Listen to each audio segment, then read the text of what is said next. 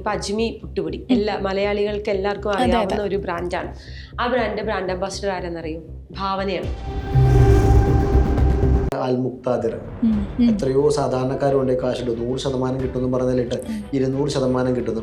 അപ്പം നമ്മുടെ ആർത്തി ഒന്ന് കുറച്ചാൽ, ഞങ്ങൾക്കും ചിലപ്പോൾ ആർത്തി കൊണ്ടായിരിക്കാം, നമ്മുടെ ആർത്തി ഒന്ന് കുറച്ചാൽ നമ്മൾ പറ്റിക്കപ്പെടാനുള്ള സാധ്യത ആകെ 500 ആയിരിക്കും പോക്കറ്റ് ഉണ്ടാവുള്ളൂ. 400 ഒരാൾ ചോദിച്ചു കഴിഞ്ഞാൽ എടുത്തു കൊടുക്കുന്ന ഒരാളും ഉണ്ടാകും.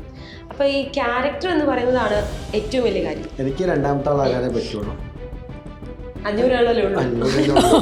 അങ്ങനെ ഈ സക്സസ് ഉണ്ടാക്കുക എന്ന് പറയുന്നത് എളുപ്പമാണ്, പക്ഷെ ഈ സക്സസ് ഹാൻഡിൽ ചെയ്യുക എന്ന് പറയുന്നത് ഭയങ്കര ബുദ്ധിമുട്ടാണ്. എല്ലാ കോടീശ്വരന്മാരെയും ജനങ്ങൾക്ക് ഇഷ്ടമല്ല, അത് ഹാൻഡിൽ ചെയ്യാൻ അറിയാത്തതുകൊണ്ടാണ്.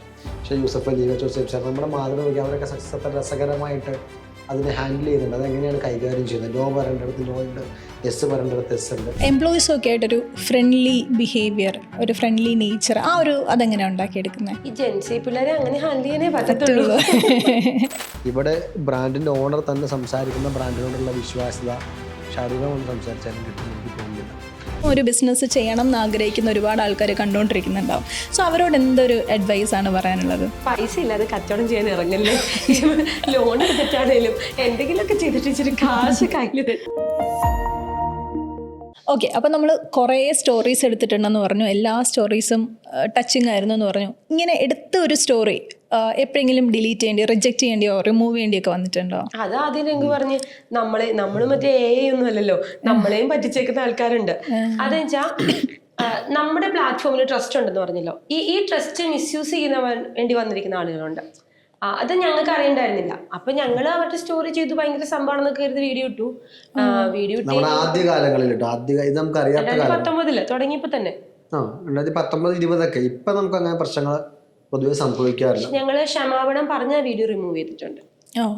അല്ല, ഇപ്പൊ നമ്മളൊരാളെ പറ്റിക്കാൻ വരികയാണ് നമുക്ക് മനസ്സിലാകും. ചില ആൾക്കാരുടെ ബിസിനസ് മോഡലിൽ വരും, അപ്പോൾ അവരൊരു ഇൻവെസ്റ്റ്മെന്റ് എടുക്കുന്ന മോഡലായിരിക്കും. ഞാൻ നാട്ടുകാരുടെ കയ്യിൽ നിന്ന് ഇൻവെസ്റ്റ്മെന്റ് എടുക്കുകയാണ്, ക്രൗഡ് ഫണ്ടിങ്ങിലേക്ക് പോവുകയാണ്. അങ്ങോട്ട് പറഞ്ഞാൽ ഒരു എക്കോസിസ്റ്റം ക്രിയേറ്റ് ചെയ്യാനാണ് ഫണ്ട് എടുക്കുന്നതെന്ന് പറഞ്ഞു. 10 ലക്ഷം രൂപ വെച്ചിട്ടായിരിക്കും എടുക്കുന്നത്. ഫണ്ടിങ് എടുക്കുന്നത് ബിസിനസ്സിൽ ഒരു തെറ്റല്ല, ഒരാവശ്യമാണ്. നമ്മളെന്താണ്, നമുക്കറിയാവുന്ന സുഹൃത്തുക്കളുടെ കയ്യിൽ നിന്നൊക്കെ ഫണ്ടിങ് എടുക്കും. എന്നിട്ട് ഇവർ പറയുന്ന റിട്ടേൺ എത്രയാണ്? 80%, 90%. അത് തെറ്റാണ്. നമ്മൾ പിടിച്ചു പറിക്കാനും മോഷ്ടിക്കാനും ഒന്നും അല്ലല്ലോ പോകുന്നത്. 90% റിട്ടേൺ കൊടുക്കാൻ നമുക്ക് പറ്റാവുന്ന ഒരു റിട്ടേൺ ഉണ്ടല്ലോ. ഇപ്പോൾ ബാങ്ക് പലിശ 7 ആണെങ്കിൽ നമുക്കൊരു 15 വരെ ചിലപ്പോൾ കൊടുക്കാൻ പറ്റിയേക്കാം, 20 കൊടുക്കാൻ പറ്റിയേക്കാം. നമ്മൾ 100-ൽ 110 റിട്ടേൺ എങ്ങനെ പറയാൻ പറ്റും? പലിശേനേക്കാളും കൂടുതൽ പലിശ കൊടുക്കാൻ നമുക്ക് പറ്റില്ലല്ലോ. അപ്പോൾ ആ ഒരു അവസ്ഥയിൽ വരുന്ന ബ്രാൻഡുകളൊക്കെ ഇപ്പോൾ കാണുമ്പോൾ നമുക്ക് തിരിച്ചറിയാൻ പറ്റും. പക്ഷേ ഏറ്റവും വലിയ സങ്കടം, ഞങ്ങൾ പറ്റിക്കപ്പെട്ടിട്ടുണ്ട്, എന്നാലും നമ്മൾ തിരുത്താൻ തയ്യാറാകുന്നുണ്ട്. പക്ഷെ മലയാളികളുടെ ഒരു വിഷയം, അവൻ്റെ ആർത്തികാരനെ 90% കേൾക്കുമ്പോൾ നേരെ പോയിട്ട് എന്ത് ചെയ്യും? കാശിടും. നിങ്ങൾ ഇപ്പൊ നോക്കിയാൽ അൽമുക്താദിർ എത്രയോ സാധാരണക്കാരുണ്ട് കാശിടും. 100% കിട്ടുമെന്ന് പറഞ്ഞാലിട്ട് 200% കിട്ടുന്നു. അപ്പൊ നമ്മുടെ ആർത്തി ഒന്ന് കുറച്ചാൽ, ഞങ്ങൾക്കും ചിലപ്പോൾ ആർത്തി കൊണ്ടായിരിക്കാം, നമ്മുടെ ആർത്തി ഒന്ന് കുറച്ചാൽ നമ്മൾ പറ്റിക്കപ്പെടാനുള്ള സാധ്യത പൊതുവെ കുറയും. ശ്രുതി ചോദിച്ചതുപോലെ ഇപ്പൊ നമ്മളും രംഗ് പറഞ്ഞ ബ്രാൻഡായിട്ട് അസോസിയേറ്റ് ചെയ്തിരുന്നെങ്കിൽ കേരളത്തിലെ എല്ലാ മാധ്യമങ്ങളും തന്നെ അസോസിയേറ്റ് ചെയ്തിട്ടുണ്ട്. നമ്മളും ആ ബ്രാൻഡായിട്ട് അസോസിയേറ്റ് ചെയ്യുമ്പോൾ നമ്മൾ തിരിച്ചറിയുന്നില്ലല്ലോ ഇവര് നമ്മളെ ഇത്രയും ആളുകളെ ഒരുമിച്ച് പറ്റിക്കുമെന്ന് നമ്മൾ തിരിച്ചറിയുന്നില്ലല്ലോ. അവരുടെ സാഹചര്യമായിരിക്കാം, അല്ലെങ്കിൽ അവരുടെ ബിസിനസ് മോഡലിനെ പറ്റിയ പാളിച്ചയായിരിക്കാം, പല കാരണങ്ങൾ കൊണ്ടായിരിക്കാം. എൻഡ് ഓഫ് ദി ഡേ പൈസ ഇട്ടേക്കുന്നവരുടെ പൈസ പോയ ഒരു അവസ്ഥയിലാണല്ലോ നിൽക്കുന്നത്. നമ്മളിപ്പോ അവരുടെ വീഡിയോ ചെയ്തെന്ന് വിചാരിക്കാം, ഇപ്പൊ നമ്മൾ ആ വീഡിയോ റിമൂവ് ചെയ്യേണ്ട കാലഘട്ടമല്ലേ. ഉദാഹരണം പറയാം, കേരളത്തിലെ എല്ലാ ചാനലുകളും പ്രവീൺ റാണയുടെ കൊടുത്തു. ഇപ്പോൾ കൈരളി TV അടക്കം എന്ത് ചെയ്തു? മന്ത്രിമാരടക്കം എന്ത് ചെയ്തു? അദ്ദേഹത്തിന് അവാർഡ് കൊടുത്തു. മമ്മൂട്ടി അടക്കം അവാർഡ് കൊടുത്തു. ഇവർക്കറിയാമായിരുന്നോ ഇത് പറ്റിക്കാനാണെന്ന്? ഒരിക്കലും അവർക്ക് ആർക്കും അറിയില്ല. നമ്മൾ നാളെ ഒരു വിവാദം വരുമ്പോൾ എന്ത് പറയും? മമ്മൂട്ടി ഇയാളുടെ കൂടെ, മോഹൻലാൽ ഇയാളുടെ കൂടെ, DGPക്ക് മോശയുടെ അംശവടി കൊടുത്ത മോൻസൺ എന്നൊക്കെ പറഞ്ഞാൽ നമ്മളാണ്. ശരിക്കും ആക്ച്വലി ഇവർക്ക് മനസ്സിലാകാനായിട്ടാണ് ഈ തട്ടിപ്പ് ചെയ്യുന്ന ആൾക്കാരുടെ വലയിൽ പലരും പോയിട്ട് അവരൊരു വീഴുന്നതാണ്. അവർ മനഃപൂർവ്വം ഈ തട്ടിപ്പിലൊന്നും പങ്കാളികളാകുന്നതായിരിക്കില്ല. അപ്പോൾ മന്ത്രിമാർ അവാർഡ് കൊടുക്കുന്നുണ്ട്, പലപ്പോഴും പറ്റാറുണ്ട്. ഇപ്പോൾ ഞങ്ങൾക്കും പറ്റിയിട്ടുണ്ടെങ്കിൽ ഒരാളുടെ ഒരു ഇൻ്റർവ്യൂ കൊടുത്തു, ചൈനയിൽ നിന്ന് ഒരാളുടെ ഇൻ്റർവ്യൂ. ഞങ്ങൾ മുഖചിത്രം പ്രസിദ്ധീകരിച്ച് കഴിഞ്ഞപ്പോഴാണ് ഇദ്ദേഹം ഭയങ്കര മോശപ്പെട്ട ഒരാളാണെന്ന് തിരിച്ചറിയുന്നത്. നമ്മളത് പ്രസിദ്ധീകരിച്ചില്ല, നമ്മൾ പ്രിൻ്റ് ചെയ്ത എല്ലാ കോപ്പിയും മാറ്റി വെച്ചു. എല്ലാ മാധ്യമങ്ങളും എല്ലാ വ്യക്തികളും കുറച്ച് എക്കണോമിക്സുമായി ബന്ധപ്പെട്ട പ്രവർത്തനങ്ങളിൽ ഏർപ്പെടേണ്ടി വരും, കാരണം ശമ്പളം കൊടുക്കണമല്ലോ. അപ്പോൾ അതിൽ ചില സമയങ്ങളിൽ പറ്റിക്കപ്പെടാം, പക്ഷെ അത് മനഃപൂർവ്വമായിട്ടൊന്നും ആയിരിക്കില്ല. അപ്പോൾ അത് റീഓഡിറ്റ് ചെയ്യുക എന്നുള്ളത് മാത്രമേ ഉള്ളൂ. നമ്മളത് ഓഡിറ്റ് ചെയ്തുകൊണ്ടിരിക്കുന്നുണ്ട്. പറ്റിക്കപ്പെടാതിരിക്കാൻ ആവോളം ശ്രമിക്കും. എന്നിരുന്നാലും നമ്മുടെ എവിടെയെങ്കിലും ഉള്ള ഒരു ലൂപ്പ് ഹോളിലൂടെ ചില ഗിരിധന്മാർ ഇനിയും കയറി വന്നേക്കാം. അറിയുന്ന പക്ഷം അവരെ നമ്മൾ ഒഴിവാക്കും. ഇത് അറിയാത്ത പക്ഷം നമുക്കൊന്നും എന്ത് ചെയ്യാൻ പറ്റില്ല, ഒന്നും ചെയ്യാൻ പറ്റത്തില്ല. ഒന്നും ചെയ്യാൻ പറ്റില്ല. നമ്മളൊരു 1000-ലധികം ഇന്റർവ്യൂസ് ചെയ്തിട്ടുണ്ട്. അതില് ഏകദേശം നമ്മളൊരു 5 വീഡിയോയാണ് റിമൂവ് ചെയ്യേണ്ടി വന്നിട്ടുള്ളൂ. ഓക്കെ, ബാക്കി നമ്മൾ അത്രയും സൂക്ഷിച്ച് നോക്കി കണ്ടാ കണ്ടാണ് ചെയ്യുന്നത്. ചെയ്യുന്നത്. അത് നമ്മൾ ഇനീഷ്യൽ സ്റ്റേജിലെ ഇന്റർവ്യൂസ് കേട്ടോ. ഇപ്പൊ നമ്മൾ അങ്ങനെ ഒന്നും ചെയ്യുന്നില്ല. ഇനീഷ്യൽ സ്റ്റേജിൽ അപ്പൊ ഇതിന് മുന്നേ ഒരു സ്റ്റഡി ഉണ്ടല്ലേ? നമ്മള് മാക്സിമം നമ്മുടെ ഓഫീസിൽ ഒരു എംപ്ലോയി എങ്കിലും അവരുടെ ഓഫീസിൽ പോയി കാണും. ഇത് പറയാൻ പറ്റില്ല. ഇതിലും പ്രശ്നമുണ്ട്. ഇപ്പൊ ഞാൻ പറയാം, ഞങ്ങൾ ചെയ്യുമ്പോൾ അവർക്കെതിരെ കേസ് ഉണ്ടാക്കണമെന്നില്ല. ഇപ്പൊ നമ്മൾ സംസാരിച്ചു, എനിക്കെതിരെ അന്നയ്ക്കെതിരെയും കേസില്ല. നാളെ ഞാനും അന്നയും പോയിട്ട് കുറെ പേരെ പറ്റിച്ചു എന്നൊരു വാർത്ത വന്നു, ഇന്റർവ്യൂ ചെയ്താൽ നിങ്ങൾക്ക് ഇതിൽ എന്ത് ചെയ്യാൻ പറ്റും? ഒന്നും ചെയ്യാൻ പറ്റില്ല. അതൊരു യാഥാർത്ഥ്യമാണ്. നമ്മൾ ചെല്ലുമ്പോൾ നന്നായിട്ട് പോയതറിയാം. പല പ്രശ്നങ്ങൾ കാരണം ആ ബ്രാൻഡ് പിന്നീട് പൊട്ടുമ്പോൾ കടക്കാരനാവും, ബാധ്യത വരും, കേസ് വരും. അപ്പൊ ഇതെങ്ങനെ നമുക്ക് മുൻകൂർ പ്രെഡിക്റ്റ് ചെയ്യാൻ പറ്റും? അതിനുള്ള സംവിധാനം ആരുടെയും കയ്യിലില്ല. അതുകൊണ്ട് മാധ്യമങ്ങൾ എത്ര കാലം ഇവിടെ ഉണ്ടോ അത്രയും കാലം അവർ പറ്റിക്കപ്പെടാനുള്ള സാധ്യതയുണ്ട്. എത്ര കാര്യം പറഞ്ഞാലും എവിടെയെങ്കിലൊക്കെ വെച്ച് പറ്റിക്കപ്പെടാനുള്ള സാധ്യത ഭയങ്കര കൂടുതലാണ്. കാരണം അവർ അത്രയും പേരുമായിട്ട് ഇടപെടുന്നവരാണല്ലോ. കൂടുതൽ മനുഷ്യരോട് ഇടപെടുക എന്ന് വെച്ചാൽ കൂടുതൽ പറ്റിക്കപ്പെടാൻ സാധ്യതയുണ്ടെന്നാണ് അർത്ഥം. നമ്മളൊരു ക്ലോസ്ഡ് സർക്യൂട്ടിലല്ലല്ലോ ഇരിക്കുന്നത്. കുറച്ച് കൂടുതൽ സക്സസ്ഫുൾ ആയിട്ടുള്ള ഓൺടർപ്രണേഴ്സിനെ കണ്ടിട്ടുണ്ടാവും. എന്ന് വെച്ചാൽ സക്സസ്സിലേക്ക് എത്തുന്ന ആ ഒരു ഇനീഷ്യൽ സ്റ്റേജിൽ നിൽക്കുന്ന ആൾക്കാരെ കണ്ടിട്ടുണ്ടാവും. ഇവർ രണ്ടുപേരും തമ്മിലുള്ളൊരു ബേസിക് ഡിഫറൻസ് എന്താ ഫീൽ ചെയ്തിട്ടുള്ളത്? സക്സസ്സിലേക്ക് എത്തുന്ന ആൾക്കാർക്ക് നന്നായി കടം ചോദിക്കേണ്ടി വരും. സക്സസ് ആയ ആൾക്കാർക്ക് അത്രയും ചോദിക്കേണ്ടി വരും. ബാങ്ക് കൊടുക്കുമെന്ന് എനിക്ക് തോന്നുന്നത്. അതാണ് പ്രധാനപ്പെട്ട ഒരു ഡിഫറൻസ്. അതുവരെ അവൻ കടം ചോദിക്കേണ്ടി വരും. അപ്പൊ അവന് കല്യാണത്തിന് പോകാൻ പറ്റില്ല. അപ്പൊ കയ്യിൽ ഭാര്യയ്ക്ക് മാല ഉണ്ടാവില്ല. രണ്ടാമത് കടം മേടിച്ച ആൾക്കാരോട് വന്നിട്ട് കടം ചോദിച്ചവരുണ്ടാകും. ഞാൻ ഇപ്പൊ വണ്ടിയിൽ പെട്രോൾ അടിക്കാൻ പറ്റാത്തൊരു സാഹചര്യം ഉണ്ടാകും. വഴിയിൽ അവരെ നല്ല ഡ്രസ്സ് ഉണ്ടാവില്ല. അപ്പൊ ഇവനെയും മറ്റുള്ള ആൾക്കാരെയൊക്കെ തമ്മിൽ താരതമ്യപ്പെടുത്തുമ്പോൾ വളരെ താഴെയാണെന്ന് ചിന്തിക്കുന്നവരുണ്ടാകും. നമുക്കൊരു പൊതുവായ പരിപാടികളിൽ പോകാൻ പറ്റാതിരിക്കുക, കടം എല്ലാവരോടും നാണമില്ലാതെ ചോദിക്കേണ്ടി വരിക. നമ്മളീ പറയുമല്ലോ, നമുക്ക് ഭയങ്കര നാണക്കേടാണ് കടം ചോദിക്കാന്നല്ലോ. ഇതൊക്കെ മാറും ആദ്യകാല സംരംഭകന്. വിജയിച്ച ആൾക്കാർക്ക് ഇനിയിപ്പോൾ ഒരു ആവശ്യം വന്നാലും ബാങ്കിൽ നിന്ന് ലോൺ എടുക്കുമോ, നാട്ടുകാർ കടം വളരെ ചോദ്യങ്ങളൊന്നും ഇല്ലാണ്ട് കിട്ടുകയൊക്കെ ചെയ്യും. വിജയിക്കാത്തവന്റെ പ്രശ്നങ്ങൾ ഇതൊക്കെയാണെന്നാണ് എനിക്ക് തോന്നുന്നല്ലേ? അത് തീർച്ചയായിട്ടും. കാരണം ഞങ്ങളുടെ ഇനീഷ്യൽ സ്റ്റേജിൽ ഞങ്ങൾക്ക് 500 രൂപ കടം ചോദിച്ചാൽ തരാൻ പറ്റാത്ത കാലഘട്ടം ഉണ്ടായിരുന്നു. നമ്മുടെ കൂട്ടുകാരുടെ അടുത്ത് നമ്മൾ 500 രൂപ ചോദിച്ചാൽ ആ 500 രൂപ പോയാലോ എന്ന് വിചാരിച്ച് ഞങ്ങൾക്ക് തരാത്ത കൂട്ടുകാരുടെ ഫോൺ എടുക്കാത്ത ആൾക്കാരുണ്ട്. അപ്പൊ ഞങ്ങൾ ഇപ്പൊ ചിന്തിക്കും, ഇപ്പൊ പക്ഷെ നമ്മളൊരു ഫ്രണ്ടിനെ വിളിച്ചിട്ട് എടാ ഒരു 5 ലക്ഷം രൂപ എന്ന് പറഞ്ഞു കഴിഞ്ഞാൽ ഏത് അക്കൗണ്ടിലേക്ക് ഇടണ്ടെന്ന് ചോദിക്കും. അപ്പൊ ആ പേരെന്ന് പറഞ്ഞത് പുള്ളി പൊങ്ങിപ്പോയാലോ? വേണ്ട, പറയണ്ട. മൈൻഡ് സെറ്റിൽ എന്തെങ്കിലും ഒരു വ്യത്യാസം തോന്നിയിട്ടുണ്ടോ? മറ്റാൾക്ക് ജയിക്കുന്നുള്ള പ്രതീക്ഷ ഉണ്ടാവും, ഇയാൾക്ക് ജയിച്ചത് കൂട്ടാനുള്ളൊരു പ്രതീക്ഷ ഉണ്ടാവും. മറ്റാൾ ജയിക്കുന്നുള്ള പ്രതീക്ഷയിലായിരിക്കും. സത്യസന്ധമായിട്ട് പറയാതുള്ളൂ. നമ്മൾ പറയും ഭയങ്കര ലക്ഷ്യമായിട്ടിരിക്കുക ആൾ മുന്നോട്ട് പോകണത്. ഇപ്പൊ ഞാൻ കഴിഞ്ഞ ദിവസം കണ്ടു, വളരെ യാഥാർത്ഥ്യബോധത്തോടൊരു കാര്യം പറയട്ടെ. ഞാൻ കണ്ടപ്പോൾ ആൾക്കാരൊക്കെ എൻ്റെ പറയണ, എൻ്റെ കയ്യിൽ 40 കോടി രൂപ വരെ ഒരു വർഷം കൊണ്ട് എക്സ്പാൻഡ് ചെയ്യാനുള്ള പ്ലാൻ ഉണ്ട്. നാട്ടിൽ 1000 പേരുണ്ടെങ്കിൽ 900 പേരുടെ കയ്യിൽ ഈ പ്ലാൻ ഉണ്ട്. നമ്മൾ ചിന്തിക്കുന്നത് നമ്മുടെ കയ്യിൽ മാത്രമേ ഉള്ളൂ ഈ പ്ലാൻ എന്നേ പറയുള്ളൂ. പക്ഷെ ഈ 900 പേരുടെ കയ്യിൽ പ്ലാനേ ഉണ്ടാവുള്ളൂ. ഈ പ്ലാൻ മിക്ക ആൾക്കാരും ചെയ്യും. ഡയറി എടുക്കും, ബുക്ക് എടുക്കും, കലണ്ടർ എടുക്കും. പക്ഷെ ഈ വർക്ക് എന്ന് പറഞ്ഞൊരു സാധനമുണ്ട്. ചുമ്മാ ഒരു പ്ലാൻ ചെയ്യുന്നു, അതിലേക്ക് വർക്ക് ചെയ്യുന്നു. അപ്പൊ ഈ ബിഗിനർ സംരംഭകന്റെ കയ്യിൽ അധികം വലിയ പ്ലാനൊന്നും ഉണ്ടാക്കാനുണ്ടാവില്ല. അപ്പൊ നമ്മളൊരു MBA പഠിക്കുകയാണ്. MBA പഠിക്കുന്ന ആളോട് ആദ്യമേ പറയും, 1 വർഷത്തേക്കുള്ള ക്യാപിറ്റൽ നമ്മുടെ കയ്യിൽ വേണം. അപ്പോൾ ക്യാപിറ്റൽ നമ്പർ എൻ്റെ ശമ്പളം, ചെലവ്, പിന്നെ നമുക്ക് ഓപ്പറേഷണൽ കോസ്റ്റിനുള്ളൊരു സാധനം നമ്മുടെ കയ്യിൽ വേണം, പിന്നെ പ്രൊഡക്റ്റ് ഇത്ര വേണം. അങ്ങനെ എല്ലാം കൂടെ കൂട്ടി വരുമ്പോൾ 1 കോടി രൂപയാവും. അപ്പൊ അവൻ ഒരിക്കലും അത്രയും വലിയ പ്ലാനുള്ളവൻ ഒരിക്കലും എന്ത് ചെയ്യില്ല. ഈ 1 കോടി ഉണ്ടാക്കാൻ പറ്റാത്തതുകൊണ്ട് ജീവിതകാലം മുഴുവൻ എന്ത് ചെയ്യും, സംരംഭകനാവില്ല. മറ്റൊരു ടീം വേറെ ഇതില്ല, 1 കോടി രൂപയാണ് വേണ്ടത്.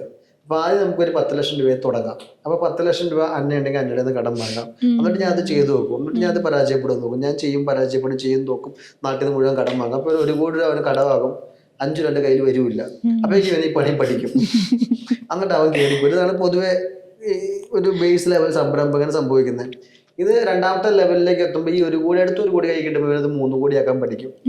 അപ്പൊ പതുക്കെ കടം മാറും, അവൻ വിജയിക്കും. ഈ 1 കോടി കടത്തിന്റെ റൗണ്ടിൽ നിന്ന് ചിലപ്പോൾ പുറത്തു വരാൻ പറ്റാത്തവൻ എന്ത് ചെയ്യും, തോറ്റുപോകും. മനസ്സിലായോ? പിന്നെ ചില ആൾക്കാർ കുറച്ച് കഴിഞ്ഞ് വീണ്ടും റിവൈസ് ചെയ്ത് വരും. ചില ആൾക്കാർ ആത്മഹത്യ ചെയ്യും. ചില ആൾക്കാർ വീട്ടിൽ കടവും ബാധ്യതയൊക്കെ വീടൊക്കെ വിറ്റ് തീർത്ത് പിന്നെ ഒന്നും ചെയ്യാണ്ടിരിക്കും. അപ്പോൾ ഈ ബിഗിനർ സംരംഭകരിൽ ഈ 1 കോടി അല്ലെങ്കിൽ ഈ വലിയൊരു കടബാധ്യത ആദ്യം ഉണ്ടാകും. ഞാൻ എപ്പോഴും പറയാറുണ്ട്, ഒരു ബാധ്യത മിക്കവാറും എന്ത് ചെയ്യും, സംരംഭത്തിലേക്ക് ഇറങ്ങുമ്പോൾ നമ്മൾ അറിയാതെ തന്നെ നമുക്ക് വരും. കാരണം ഒരു ക്യാപിറ്റലും ഇതൊക്കെ ആവശ്യമാണല്ലോ, അല്ലെങ്കിൽ കാശ് കയ്യിലുണ്ടാവും. അപ്പം അല്ലാത്തവർ ഇതിൽ നിന്ന് കയറി വരാൻ ടൈം എടുക്കും. അതാണ് ചെറിയ സംരംഭകരുടെ വിഷനിലേക്ക് അവരെത്താൻ ടൈം എടുക്കും. ഈ വിഷൻ എന്ന് പറയുന്നത് എക്സിക്യൂട്ട് ചെയ്യാൻ പറ്റുന്നപ്പോഴാണ്, കയ്യിൽ ഈ ഫണ്ട് ഉള്ളപ്പോഴാണല്ലോ. നമ്മുടെ കയ്യിൽ കാശില്ലാതെ എക്സിക്യൂട്ട് ചെയ്യാൻ അത്ര എളുപ്പമൊന്നുമല്ല. എല്ലാവരും പറയും ക്യാഷില്ലാതെ തുടങ്ങാൻ പറയാം, പക്ഷെ ഇത്തിരി ടഫ് ഉണ്ട് അതിൽ.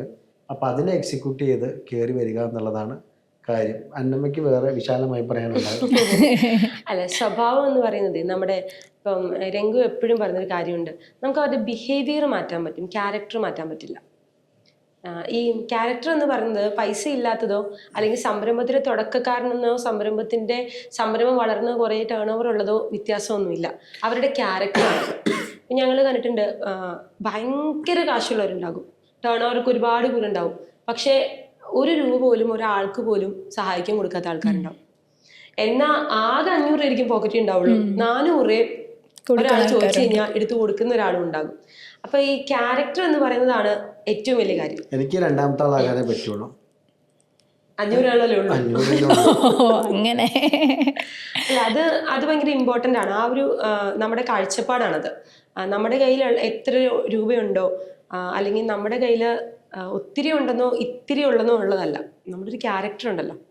ആ ക്യാരക്ടർ നമ്മൾ എത്ര വലുതായാലും എത്ര ചെറുതിലിരുന്നാലും ഒരേപോലെ ആയിരിക്കും. ശരി. അപ്പം എൻ്റെ സംരംഭത്തിൽ ഒരുപാട് ഇപ്പോൾ പറഞ്ഞ കൂട്ട് ഒരുപാട് ചാലഞ്ചസ് ഫേസ് ചെയ്തിട്ടുണ്ടാവണമല്ലോ. നമ്മളതിൽ കുറേ അതൊരു ബുക്ക് തന്നെ എഴുതാനുണ്ടാവുമല്ലേ?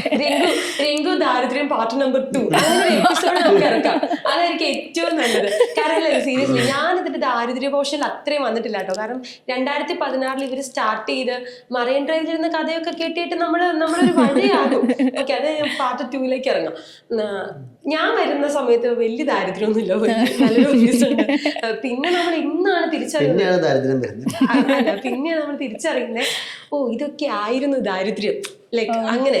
പക്ഷേ ഇവന്റെ കഥയൊക്കെ കേട്ടപ്പോൾ ഞങ്ങൾ എംപ്ലോയീസ് ആയിരുന്ന സമയത്ത് വരെ ഞാൻ ആക്ച്വലി ഇവരായിട്ട് അസോസിയേറ്റ് ചെയ്ത് മുന്നോട്ട് പോകാൻ ഒരു തീരുമാനം എടുത്ത റീസൺ എന്താണെന്ന് വെച്ചാൽ, ഇപ്പോഴും ഞാൻ എൻ്റെ നമ്മുടെ ഫോട്ടോഗ്രാഫർ കാര്യം പറഞ്ഞില്ല, അപ്പം ഞാൻ എംപ്ലോയി ആയിട്ടിരിക്കുന്ന സമയത്തും ആൾ ഞങ്ങളുടെ കൂടെ ഉണ്ട്. ഞങ്ങളുടെ ഏറ്റവും ഒരു ബെസ്റ്റ് ബഡി കൂടിയാണ്. ഇപ്പോഴും ആൾ നമ്മുടെ കൂടെ തന്നെയുണ്ട്. അപ്പം അന്ന് ഞാൻ ക്ലോസ് ചെയ്തൊരു ക്ലയൻറ്റിനെ കാണാം, ഈ ക്ലയൻറ്റിൻ്റെ ഫോട്ടോ എടുക്കാൻ വേണ്ടി അവന് ഞങ്ങളുടെ പോകുന്ന വഴിക്ക് അവൻ എൻ്റെ അടുത്ത് ചോദിച്ചു, അന്നമ്മയുടെ ഫ്യൂച്ചർ പ്ലാൻ എന്താണെന്ന് ചോദിച്ചു. അപ്പം ഞാൻ മുന്നേടാ, കാശൊന്നും ഇല്ലെങ്കിലും ഇവന്മാരുടെ സ്ട്രഗിളും എഫേർട്ടും ഇവർ ഈ സാധനത്തിനെ എന്താണെങ്കിലും വലിയൊരു ബ്രാൻഡാക്കി മാറ്റും. അപ്പോൾ ഇനീഷ്യൽ സ്റ്റേജിൽ ഇവരുടെ കൂടെ കട്ടയ്ക്ക് കൂടെ നിൽക്കുന്ന ഒരു എംപ്ലോയി എന്നുള്ള രീതിയിൽ ഇവരെനിക്ക് നല്ലൊരു പൊസിഷനൊക്കെ തരും. കമ്പനി നമ്മൾ കേട്ടിട്ടുണ്ടല്ലോ, അന്ന് തുടക്കം മുതലുള്ള സ്റ്റാഫിനെ നമ്മൾ GM ആക്കുന്നു, ഇങ്ങനെ കുറേ കഥകൾ നമ്മൾ കേട്ടിട്ടുണ്ടല്ലോ. അപ്പൊ ഞാൻ ഈ ഒരു പാഷനും അല്ല, ഞാൻ ആക്ച്വലി ഇവരുടെ ഒരു പാഷനും ഡെഡിക്കേഷനും ഇവര് ഹാർഡ് വർക്കും ഫിനാൻഷ്യലി ഉള്ളവരുടെ സ്ട്രഗിളും ഇത് ഭയങ്കരമായി കണ്ടിട്ടുണ്ട്. പക്ഷെ ഞങ്ങൾ എംപ്ലോയി എന്നുള്ള രീതിയിൽ നമ്മളിത് അറിയിക്കത്തൊന്നുമില്ല. നമ്മൾ പുറമെ നോക്കി കാണുമ്പോൾ നമുക്കത് ഫീൽ ചെയ്യും നമ്മൾ ആ ഓഫീസിനുള്ളിൽ നിൽക്കുമ്പോൾ. എന്നാൽ നമ്മുടെ ഒരു കാര്യങ്ങളും പെൻഡിങ് ആക്കത്തില്ല, ട്രാവൽ എക്സ്പെൻസ് പെൻഡിങ് ആക്കത്തില്ല, സാലറി പെൻഡിങ് ആക്കത്തില്ല. അതിപ്പോൾ പറഞ്ഞതുപോലെ എനിക്ക് തോന്നുന്നു ഹണിയുടെ ഗോൾഡ് പണയം വെച്ചിട്ടായിരിക്കും ഏറ്റവും കൂടുതൽ സാലറി വന്നിട്ടുണ്ടാവുക. ഓക്കെ, അപ്പൊ അത് നമ്മള് പാർട്ട്ണർ അത് എന്റെ ബോൾ ഞാൻ അങ്ങോട്ടേക്ക് തരികയാണ്. ഈ കഷ്ടപ്പാടെന്ന് പറഞ്ഞാൽ എല്ലാവരും ജീവിതത്തിൽ ഉണ്ടാവുന്ന എനിക്കുമാണ്, ആരും ജീവിതത്തിൽ ഇല്ലാണ്ടിരിക്കും, എന്തെങ്കിലുമൊക്കെ ആയിട്ട് ഉണ്ടാകും.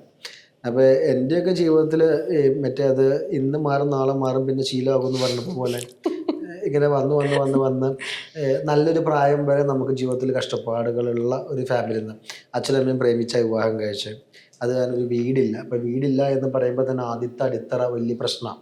നമ്മൾ ബാക്കി എന്തുണ്ടായാലും വീടില്ലെങ്കിൽ നമുക്ക് കയറി കിടക്കുന്ന ഒരിടമില്ല എന്ന് പറയുന്ന ഒരുപാട് പേരുണ്ട്. അപ്പോഴത്തെ അതൊരു വലിയ പ്രശ്നമാണ്. അപ്പോൾ ഞാൻ ജനിച്ച വീട് എനിക്ക് ഇന്ന് പോയി കാണണം എന്ന് വിചാരിച്ചാൽ കാണാൻ പറ്റില്ല. അപ്പോൾ എനിക്കതുമായി ഒരു ബന്ധവുമില്ല അതുമായിട്ട്. അപ്പോൾ അങ്ങനെ ഒരു സാഹചര്യമുണ്ട്. ഇപ്പോൾ അതിനുശേഷം മുന്നോട്ട് പോകുന്ന എല്ലാ കാലഘട്ടത്തിലും സമ്പത്തും ഉണ്ടാവാറുണ്ട്, ദാരിദ്ര്യവും വരാറുണ്ട്. എൻ്റെ അച്ഛൻ നന്നായി മാർക്കറ്റ് ചെയ്ത് കാശ് വരും, ചിലപ്പോൾ ആശുപത്രിയിൽ പോയി തീരും. എന്നാൽ സമ്പാദ്യം അങ്ങനെയൊന്നും ഇല്ലാത്തൊരു ഫാമിലിയിൽ നിന്ന് വരുന്നതുകൊണ്ട് തന്നെ ചെറുപ്പം തൊട്ടേ എന്ത് ചെയ്തിട്ടുണ്ട്, സ്ട്രഗിൾ ഉണ്ടായിട്ടുണ്ട്. പക്ഷെ അന്ന് തൊട്ടേ നമുക്കൊരു അഭിമാന ബോധം ക്രിയേറ്റ് ചെയ്യപ്പെട്ടിട്ടുണ്ട്. ദാരിദ്ര്യം മനുഷ്യൻ്റെ അഭിമാന ബോധം ക്രിയേറ്റ് ചെയ്യും, ഇല്ലാണ്ടാക്കുന്നപ്പോൾ ഞാൻ നിങ്ങൾ ഈ പള്ളിയിൽ കൊടുക്കുന്ന പൈതൽ നേർച്ച പേര് വിട്ടു, അപ്പം ഞാൻ എൻ്റെ അത് അമ്മ ഈ ജാക്കബൈറ്റ്സിന്റെ ഇടയിലുള്ള ഒരു നേർച്ചയാണ്. അപ്പോൾ ഞാനൊരു വീട്ടിൽ വാടകയ്ക്ക് താമസിക്കുന്ന ഒരു കാലഘട്ടമാണ്. എൻ്റെ ഓർമ്മ ശരിയാണെങ്കിൽ ഞാൻ ഒരു 5ാം ക്ലാസ്സിലോ 6ിലോ ഒക്കെയാണ്. അപ്പോൾ അന്ന് നമ്മുടെ വീട്ടിൽ എല്ലാവരുടെയും വീട്ടിലുള്ളതുപോലെ നല്ല ദാരിദ്ര്യമുണ്ട്, ആവശ്യത്തിന് കിട്ടാറുണ്ട്. അപ്പോൾ ഒരു കഞ്ഞിയും കറിയൊക്കെ കിട്ടുന്നപ്പോൾ ഈ പൈതൽ നേർച്ച എന്ന് പറഞ്ഞാൽ ഈ കുട്ടികൾക്ക് ഒരുപാട് ഭക്ഷണം കിട്ടും. അപ്പോൾ എനിക്കൊരു ടിൻ ബ്രദർ ഉണ്ട്, ഞങ്ങൾ ടിൻസാണ്, ഐഡൻറ്റിക്കൽ ടിൻസാണ്. അപ്പം തൊട്ടടുത്തുള്ള വീട്ടിലൊരു ചേച്ചിയൊക്കെ വന്ന് വിളിച്ചിട്ടുണ്ട് പൈതൽ നേർച്ചയ്ക്ക് ഇരിക്കണമെന്ന് പറഞ്ഞു.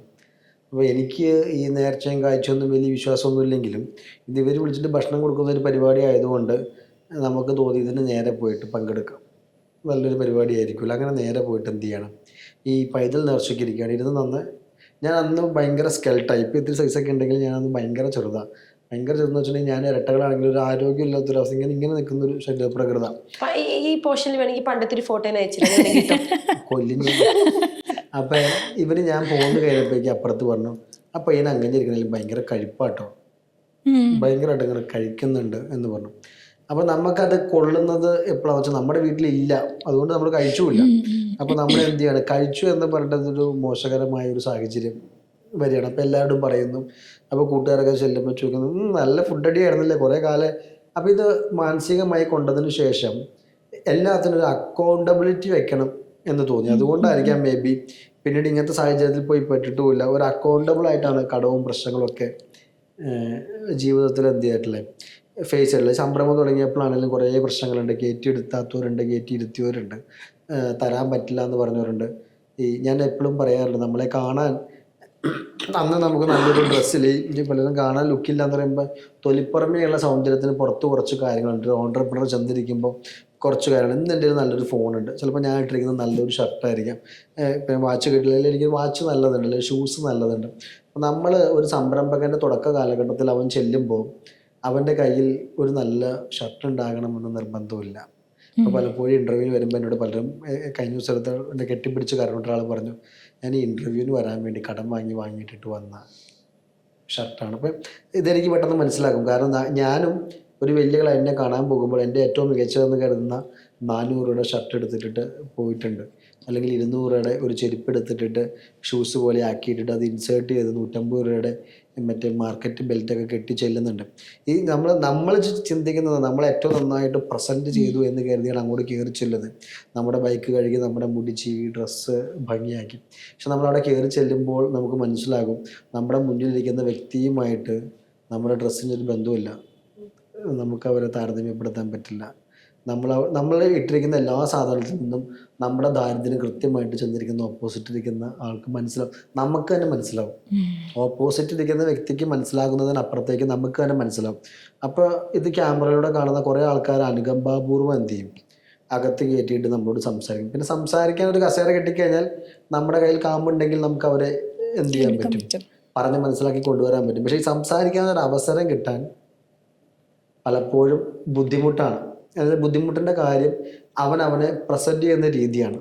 ഇപ്പം ഞാൻ എപ്പോഴും ഒരു ഓൺട്രപ്രണറോട് പറഞ്ഞു കൊടുക്കും, നിങ്ങൾ ബാക്കി എന്ത് സാധനത്തിൽ ദാരിദ്ര്യം കാണിച്ചാലും നിങ്ങളുടെ ഔട്ട്ഫിറ്റ് എന്ത് ചെയ്യണം, നല്ലതായിരിക്കണം, ഭയങ്കര നല്ലതായിരിക്കണം. ഏറ്റവും നല്ല ഷർട്ട് ഇടണം, ഏറ്റവും നല്ല ഷൂസ് ഇടണം. എന്നിട്ട് ബാക്കി നിങ്ങൾ പട്ടിണി കിടന്നോ, നിങ്ങൾ കാറിൽ പോകുന്ന നേരം ബസ്സിൽ പോയിക്കോ, തലമുടി വെട്ടാൻ കാശില്ലെങ്കിൽ ബംഗാളിനെ കൊണ്ട് വെട്ടിച്ചോ, ഒരു പ്രശ്നമല്ല, വീട്ടിൽ തന്നെ വെട്ടിക്കും. പക്ഷേ വീട്ടിൽ ദാരിദ്ര്യമാണെങ്കിലും ഒരു ഓൺട്രപ്രണർ അവൻ്റെ ഡ്രസ്സിങ് റിച്ചായിട്ട് തന്നെ ചെല്ലുന്നതാണ് എപ്പോഴും നല്ലത്. നമ്മൾ പറയും നമ്മൾ സിംപ്ലിസിറ്റി കാണിച്ചാൽ ആൾക്കാർ നമ്മളെ സ്വീകരിക്കും, വെറുതെയാണ്. ഒരു ഘട്ടം കഴിയുമ്പോൾ സ്വീകരിക്കും. ഒരു ഘട്ടം വരെ മെജോറിറ്റി ആൾക്കാരും ഈ ഡ്രസ്സിൻ്റെ പേരിൽ, ഈ നമ്മുടെ ലുക്കില്ലായ്മയുടെ പേരിൽ നമ്മൾ എന്ത് ചെയ്യും, ജഡ്ജ് ചെയ്യും, മാറ്റി നിർത്തും. എന്നെ ഒരുപാട് തവണ മാറ്റി നിർത്തിയ അനുഭവത്തിൻ്റെ പശ്ചാത്തലത്തിലാണ് ഞാൻ പറയുന്നത്. ഭയങ്കര വലിയ ഓൺട്രപ്രണേഴ്സ് അല്ലേ, ഞാൻ നേരത്തെ ചോദിച്ചല്ലോ, ഈ 1000 കോടിയൊക്കെ ഉള്ളേ കൊച്ചോസേബ് സാറോ യൂസഫ് അലി, അങ്ങനെയുള്ള ആൾക്കാർക്ക് കാമ്പുണ്ടെന്ന് തോന്നിക്കാൻ അവർ വിളിച്ചകത്ത് കയറ്റിയെടുത്താൽ അവർക്ക് കണ്ണിൽ നോക്കിയാൽ മനസ്സിലാവും. കുറേ ആൾക്കാർക്ക് അങ്ങനെ കണ്ണിൽ നോക്കിയാൽ മനസ്സിലാവും. അവർ നിങ്ങളെ കയറ്റും, പക്ഷെ നിങ്ങൾക്ക് അവരെ കാണാൻ പറ്റില്ല. നിങ്ങൾ കാണുന്ന അതിന്റെ താഴെയുള്ള ഇത്തിരി കാശ് കിട്ടി എന്നതിന്റെ അഹങ്കാരത്തിലേക്ക് കടക്കുന്ന കുറച്ച് മനുഷ്യരായിരിക്കും ചിലപ്പോൾ കാണേണ്ടി വരിക. അവര് നമ്മൾ എന്ത് ചെയ്യും, ഭയങ്കരമായിട്ട് ജഡ്ജ് ചെയ്യും. നമ്മൾ പറയും ബുക്കിന്റെ കവർ നോക്കി ജഡ്ജ് ചെയ്യുന്നത്, പക്ഷെ കവർ നോക്കി ജഡ്ജ് ചെയ്യുന്ന ഒരു സമൂഹത്തിലാണ് നമ്മളുള്ളത്. അപ്പൊ നമ്മളെ അവരെന്ത് ചെയ്യും, നമ്മളെ ഒഴിവാക്കും. അപ്പൊ അതാണ് നമുക്കുടെ ജീവിതത്തിലെ ഏറ്റവും വലിയ പ്രശ്നം. എനിക്ക് നേരിട്ടിരിക്കുന്നത് ഈ ഡ്രസ്സില്ലായ്മ കൊണ്ട്, ഈ ലുക്കില്ലായ്മകൾ കൊണ്ട് ഒരുപാട് തവണ ഒഴിവാക്കിയിട്ടുണ്ട്. അപ്പൊ നമ്മൾ എന്ത് ചെയ്യും, ഓണറാന്ന് പലയിടത്തും നമ്മളെ പ്രസന്റ് ചെയ്യാതിരിക്കും. അത് നമ്മുടെ ആ ഒരു വീഡിയോ എനിക്ക് തോന്നുന്നു 6 മില്യൺ എങ്ങാണ്ട് വ്യൂസ് ഭയങ്കര വ്യൂസ് പോയത്. അപ്പൊ അതൊരു കാര്യമാണ്. രണ്ടാമതായിട്ടൊരു കാര്യം, നമ്മൾ ഇങ്ങനെ ചെന്ന് കഴിഞ്ഞാൽ നമ്മുടെ ബ്രാൻഡിന് വില കിട്ടില്ല. നമ്മുടെ ബ്രാൻഡും അത്ര ചെറുതാണെന്ന് കരുതും. ഈ വലിയ ആളുകളും നല്ല ബ്രാൻഡുകളും അസോസിയേറ്റ് ചെയ്യാൻ ആഗ്രഹിക്കുന്ന ആളുകൾ നല്ല വലിപ്പമുണ്ടെന്ന് കരുതുന്ന ബ്രാൻഡുകളുണ്ട്. അപ്പം നമ്മൾ എപ്പോഴും നമ്മുടെ കയ്യിൽ ദാരിദ്ര്യമാണെങ്കിലും നമ്മുടെ ബ്രാൻഡിന്റെ പേരിനൊരു ദോഷം വരാൻ പാടില്ല. നമ്മളെ പ്രസന്റ് ചെയ്യുന്നതിൽ ഒരു ദോഷം വരാതിരിക്കും. ഞാൻ ഇപ്പം നമുക്കത് പറ്റും. ഞാൻ ഉദാഹരണത്തിന് പറയാം, മോഹൻലാലിന്റെ മകൻ പ്രണവ് മോഹൻലാലിന് ഒരു ബനിയനും നിക്കറിട്ട് നടന്ന നമ്മളൊരു ഭയങ്കര സിംപ്ലിസിറ്റി എന്ന് പറയും. ഇപ്പൊ തീരെ ദരിദ്രവാസിയായ അല്ലെങ്കിൽ സാധാരണക്കാരനായ, ഇപ്പൊ എൻ്റെ അച്ഛനെ തന്നെ എടുക്കുക, ഹരിദാസിന്റെ മകൻ രംഗു ലുലു മാളിലൂടെ ഒരു ബർമൂടി ഒരു നിക്കറിട്ട് പോയി കഴിഞ്ഞാൽ നിങ്ങൾ എന്ത് പറയും? 5 കാശിൽ ഒരു പാൻറ് വാങ്ങാൻ പോലും ഒരു കാശില്ല എന്ന് പറയും. ഗാന്ധിജിക്ക് ഒരു മുണ്ടും ഒരു തോർത്തും കഴുത്തിലിട്ടിട്ട് ഏത് സഭയിലും കയറിപ്പോകാം. ഞാൻ എൻ്റെ വയറൊക്കെ കാണിച്ച് ഒരു മുണ്ടും തോർത്തിട്ട് പോയാൽ എനിക്ക് വട്ടാന്ന് നാട്ടുകാർ. അപ്പം സിംപിൾസിറ്റി എന്ന് പറയുന്ന സാധനം ആകാം. ഇപ്പം രജനീകാന്ത് ഒന്നുമില്ലാതെ ഭംഗിയില്ലാതെ പോകാം, അത് സൂപ്പർ താരം ആയതുകൊണ്ട് കിട്ടുന്നൊരു പ്രിവിലേജ് കൂടിയാണ്. അപ്പോൾ സുപ്രീമസി എന്ന് പറയുന്ന ഡ്രസ്സിലൊക്കെ കിട്ടാൻ എല്ലാവർക്കും അത്ര എളുപ്പമല്ല. കുറച്ച് പേർക്ക് അത് പറ്റും. നമ്മളെപ്പോലുള്ള ആൾക്കാർ ഒരു തരക്കേടില്ലാത്ത ഡ്രസ്സൊക്കെ ഇട്ട് പോയി കഴിഞ്ഞാൽ ഒന്ന് സ്വീകരിക്കപ്പെടും. അതാണ് നമ്മുടെ ദാരിദ്ര്യത്തിലെ ഫസ്റ്റ് ഒരു പോയിന്റ് എന്ന് പറയുന്നത്. രണ്ടാമത്തെ ഒരു പോയിന്റ് എന്ന് വെച്ചാൽ നമ്മൾ അനുഭവിക്കാൻ പോകുന്ന ഒരു സംരംഭകൻ അനുഭവിക്കുന്ന ഏറ്റവും വലിയ കാര്യം ശമ്പളം കൊടുക്കുക